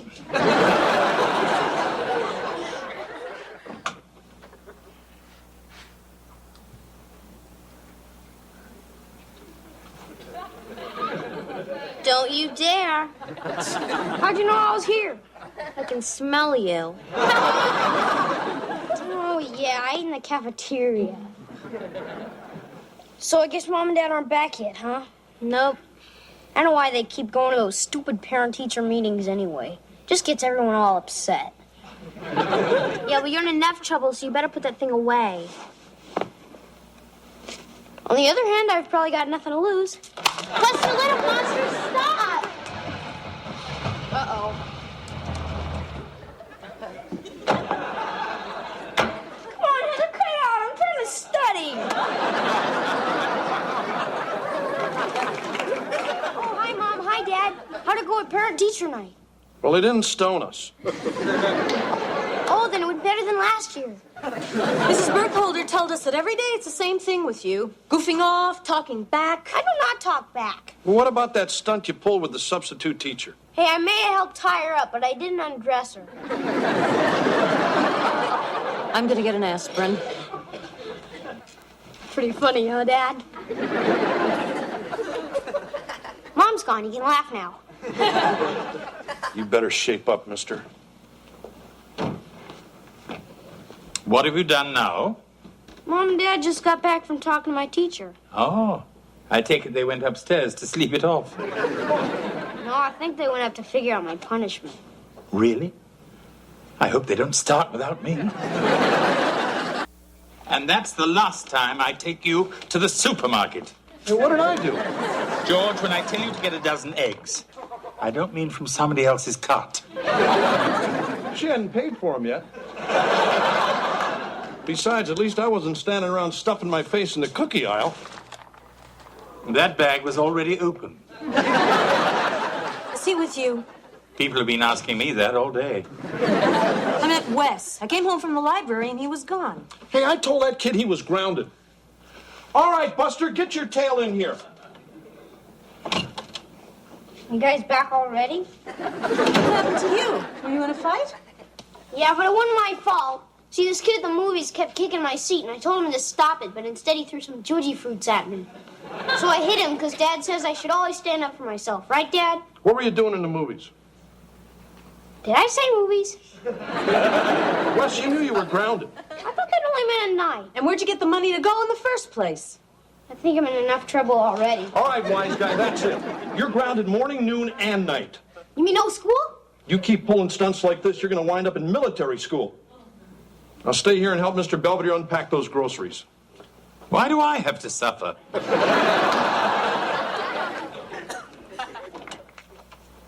Hello, Heather. Hey, Mr. Belvedere, how was horseback riding? I had fun. I think there's something wrong with my legs. They won't close. Keep them that way. We'll be out again tomorrow.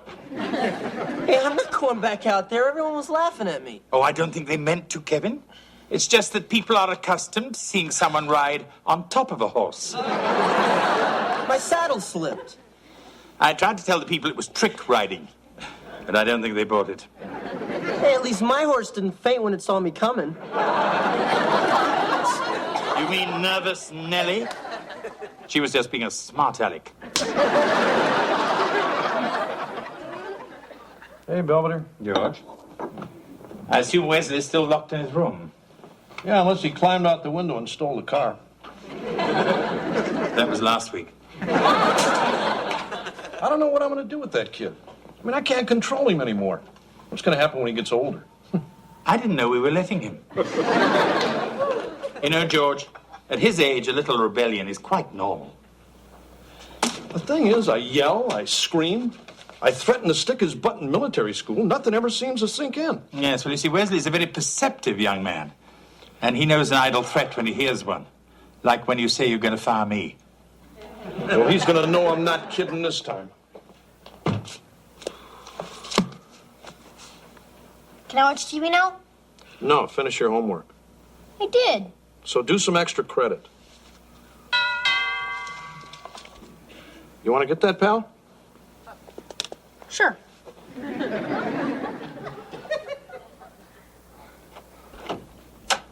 Excuse me, is this the Owens residence? Maybe. Who's there, West man? I don't know, some army guy. Maybe Kevin forgot to register. Actually, I believe I'm here about you. Yeah, come on in. Mr. Owens, Colonel Wayne, Bunker Hill Military Academy. I appreciate you stopping by. Well, no problem. The cadets are on the rifle range today, and I like to keep my distance. So, Wesley, your father tells me you might benefit by a little military discipline. He did? Yeah, it's a real good school, Wes, and we're thinking of sending you there. That's right, young man. Bunker Hill takes great pride in its curriculum of academics, physical fitness, and military science.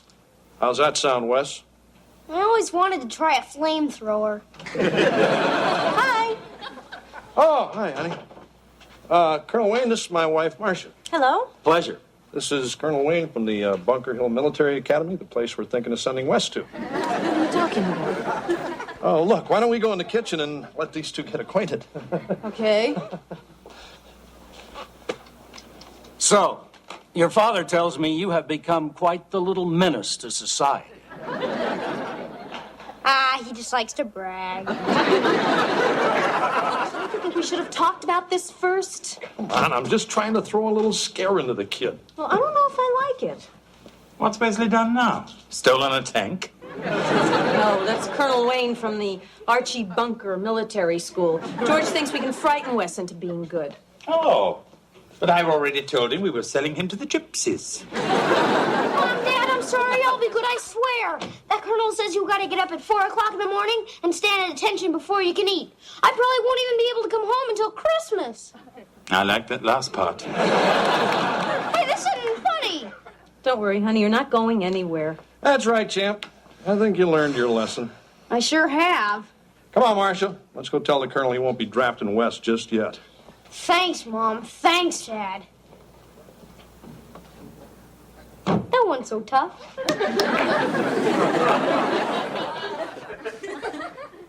Hello, Mr. Belvedere. How was your ride? Fine. I'll be in my room. Where's Kevin? You mean your son, Kevin? Yes. The last time I saw him, he was galloping through a toll booth on the Pennsylvania Turnpike. What? Fortunately, he had the exact change.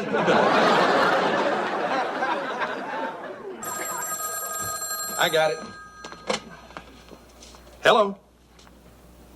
Yeah, this is Wesley's father. What do you mean, how did his operation go? Let me get back to you. Yeah, thanks. Goodbye. What was that all about? I don't believe it. Wes hasn't been to school for the past 2 days. He told his teacher he had to go in the hospital to have some polyps removed. I'm home. How was school? Pretty good. Anything interesting happen? Nah, same old stuff. Mind if I fix myself a snack? How about a nice big bowl of polyps? Wes, what the hell is going on? Nothing. It's just I'm grounded around here, and I gotta have some fun, so I've been going to the arcade. Wes, what's the matter? Why are you doing this? And when I go to school, I just get in trouble. Not the school you're going to. You're shipping out. Huh? You're going to military school.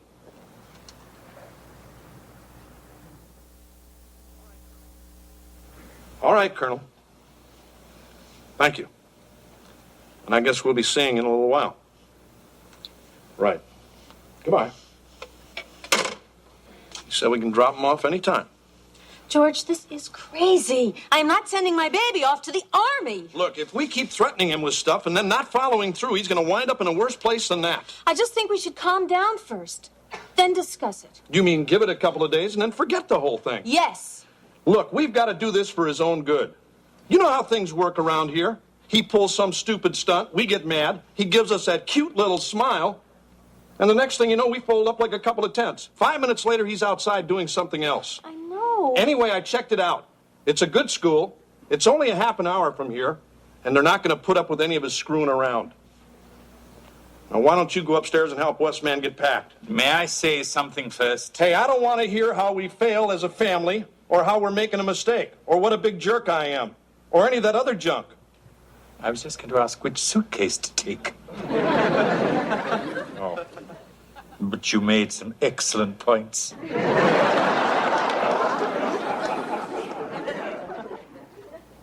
Mr. Belvedere. Wesley? You going someplace? No. I think you are.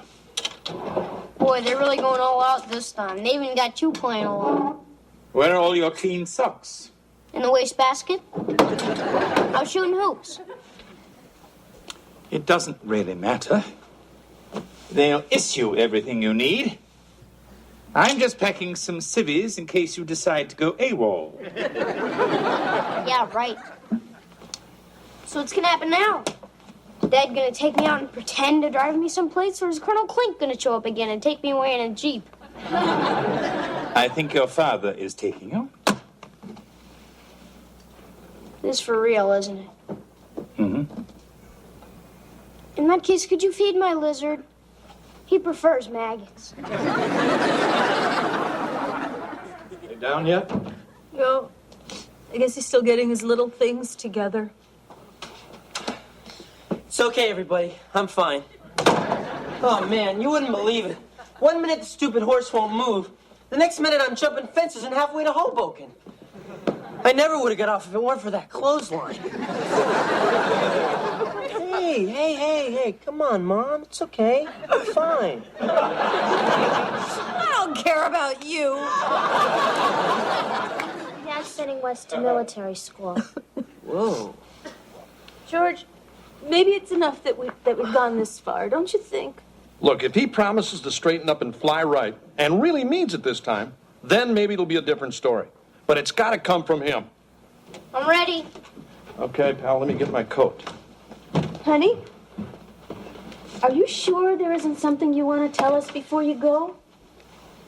Not really. Are you sure? You still want to know how I got the money for the movies? I sold some of Heather's underwear. Come on, buddy. It's time to go. Okay. Bye, Mr. Belvedere. Don't forget me. I'll think of you every time I hear a siren. Bye, everybody. See you, Wes. Bye, honey. Come on, let's go.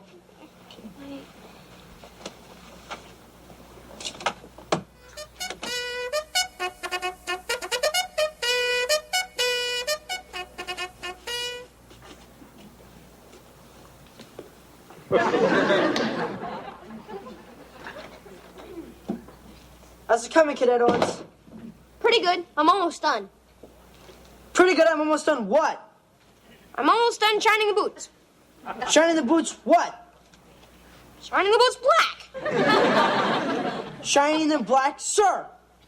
Oh, sorry. I always forget. Well, maybe this will help you remember. Cadets!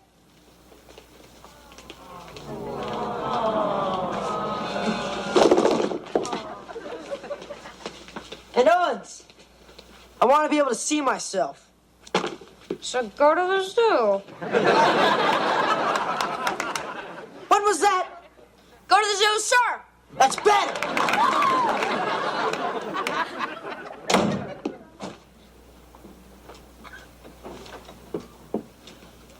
When you finished with those, I could do with a shine. Hey, Mr. Belvedere. I knew they'd give in. Let me get my stuff. Oh, your parents didn't send me.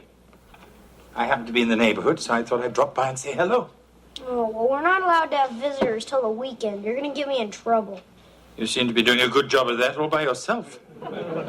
Yeah, they don't got much of a sense of humor around here. You call one general barf brain and they're all over. Wesley, I think if you talked to your parents and told them that you'd learnt your lesson, you'd be back in civilian life in no time. Hey, I'm not going crying back to Dad like that wimpy prince back in England did. Don't make this a test of wills with your father. He's even more pig-headed than you are. Look, all he wants is a perfect little soldier, so that's what I'm going to be. Now, if you'll excuse me, I have some boots to lick.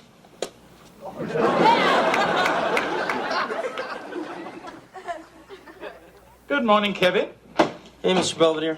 Looking forward to your big ride with Pamela? No, she's sick. She's probably got hoof and mouth or something. Nothing you did, I hope. Anyway, I don't care. Kevin, what's the matter? I don't know. I've just been thinking about what Dad did, sending Wesley to that place. It's just not fair. Kevin, I think we all miss your brother. I'm not talking about that. How come they don't have enough money to send me away to college and he gets to go to military school? Because they like him better? Come on, Heath. We don't want to be late to visit your brother. Take it easy, Marcia. We got plenty of time. I just made him these cookies. I don't want them to get hard. Too late. Okay, I'm ready. What the hell are you wearing? It's my new dress. Don't you like it? Yeah, it's great. Now go put on the rest of it. George. I mean, she's going someplace full of guys who haven't seen a girl in 6 months. She could start a riot. Gee, Dad, why don't you just send me to a convent? I think she looks fine. Are you going to let her go out the door looking like that? Well, we wouldn't be going anywhere if Wes weren't in that awful place. Look, Marcia, don't start with me. We've been through all this. Are we taking separate cars? I'm sorry. Why are we yelling at each other? I suppose because you don't have Wesley.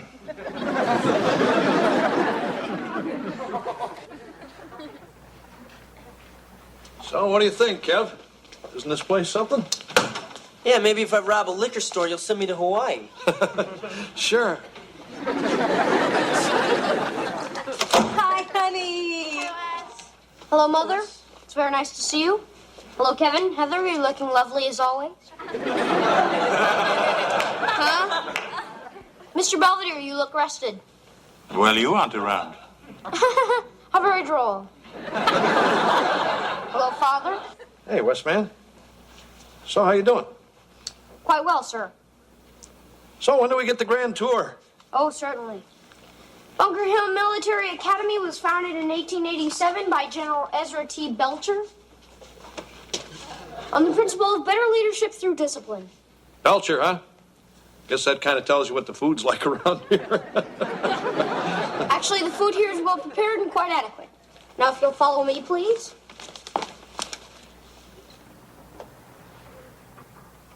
Anyway, this is my room and this is my bunk, which I share with Cadet Hoskins. He's a bedwetter, which is why I have the top. This concludes our tour of the facility, so if there's nothing else, we can return to the reception area and do our farewells. But, honey, we hardly had a chance to talk. I'm sorry, maybe we'll have more time next month. Well, I suppose that's it. Shall we go?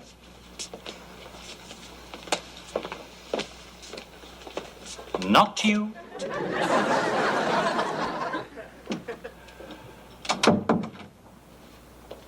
So, how you getting along? Fine, sir.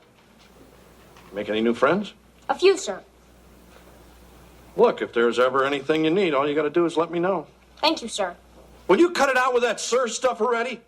I'm your father. I thought this is what you wanted. I don't want some wooden soldier. I just want my kid back. The way you used to be before you turned into some kind of delinquent. Yeah, well, maybe I want my old dad back. The way he used to be before he got tired of me. Huh? I mean, before, when I used to be bad, Mom would yell and say it wasn't funny. But you'd always laugh anyway. Now everything I do just makes you mad. Look, Wes, you're getting older. You got to realize there's a difference between Dennis the Menace and Babyface Nelson. It's not it. You just don't love me anymore. Don't say that! Then how come I'm here? I mean, they make you march all day and everybody screams in your face. And if you drop your rifle, forget it. They make you do like 1,000,000 push-ups. I know. I saw you. Huh? When? Every morning. I'd sort of drive by and watch you through the fence for a while. How come? Because you're my kid. And I love you. I want to go home. That's okay, champ. It's all right. I'll be good, I swear. I promise I won't do anything wrong ever again for the rest of my life. Why don't we just try to make it through the rest of the day? Okay, pal? Yes, sir. What are you doing out here, Kevin? I thought you were out riding with Pamela. I'm through with horses, and I'm through with her. What happened? Wind up on the turnpike again? No, I rode pretty well. It's just she liked my horse more than she liked me. I think they went to the movies together or something. What is it with me, Mr. Belvedere? Why do I always have to pretend that I can do something I can or that I like something I don't? I mean, why do I always put myself through this just to impress some girl? Because you're young and stupid? Yeah. Well, not anymore. From now on, if I go out with somebody, we're going to go where I want to go and do what I want to do, or they can go alone. That's the spirit, Kevin. Oh, by the way, Becky called. Becky? Mm-hmm. She belongs to the skydiving club. It was nice knowing you, Kevin.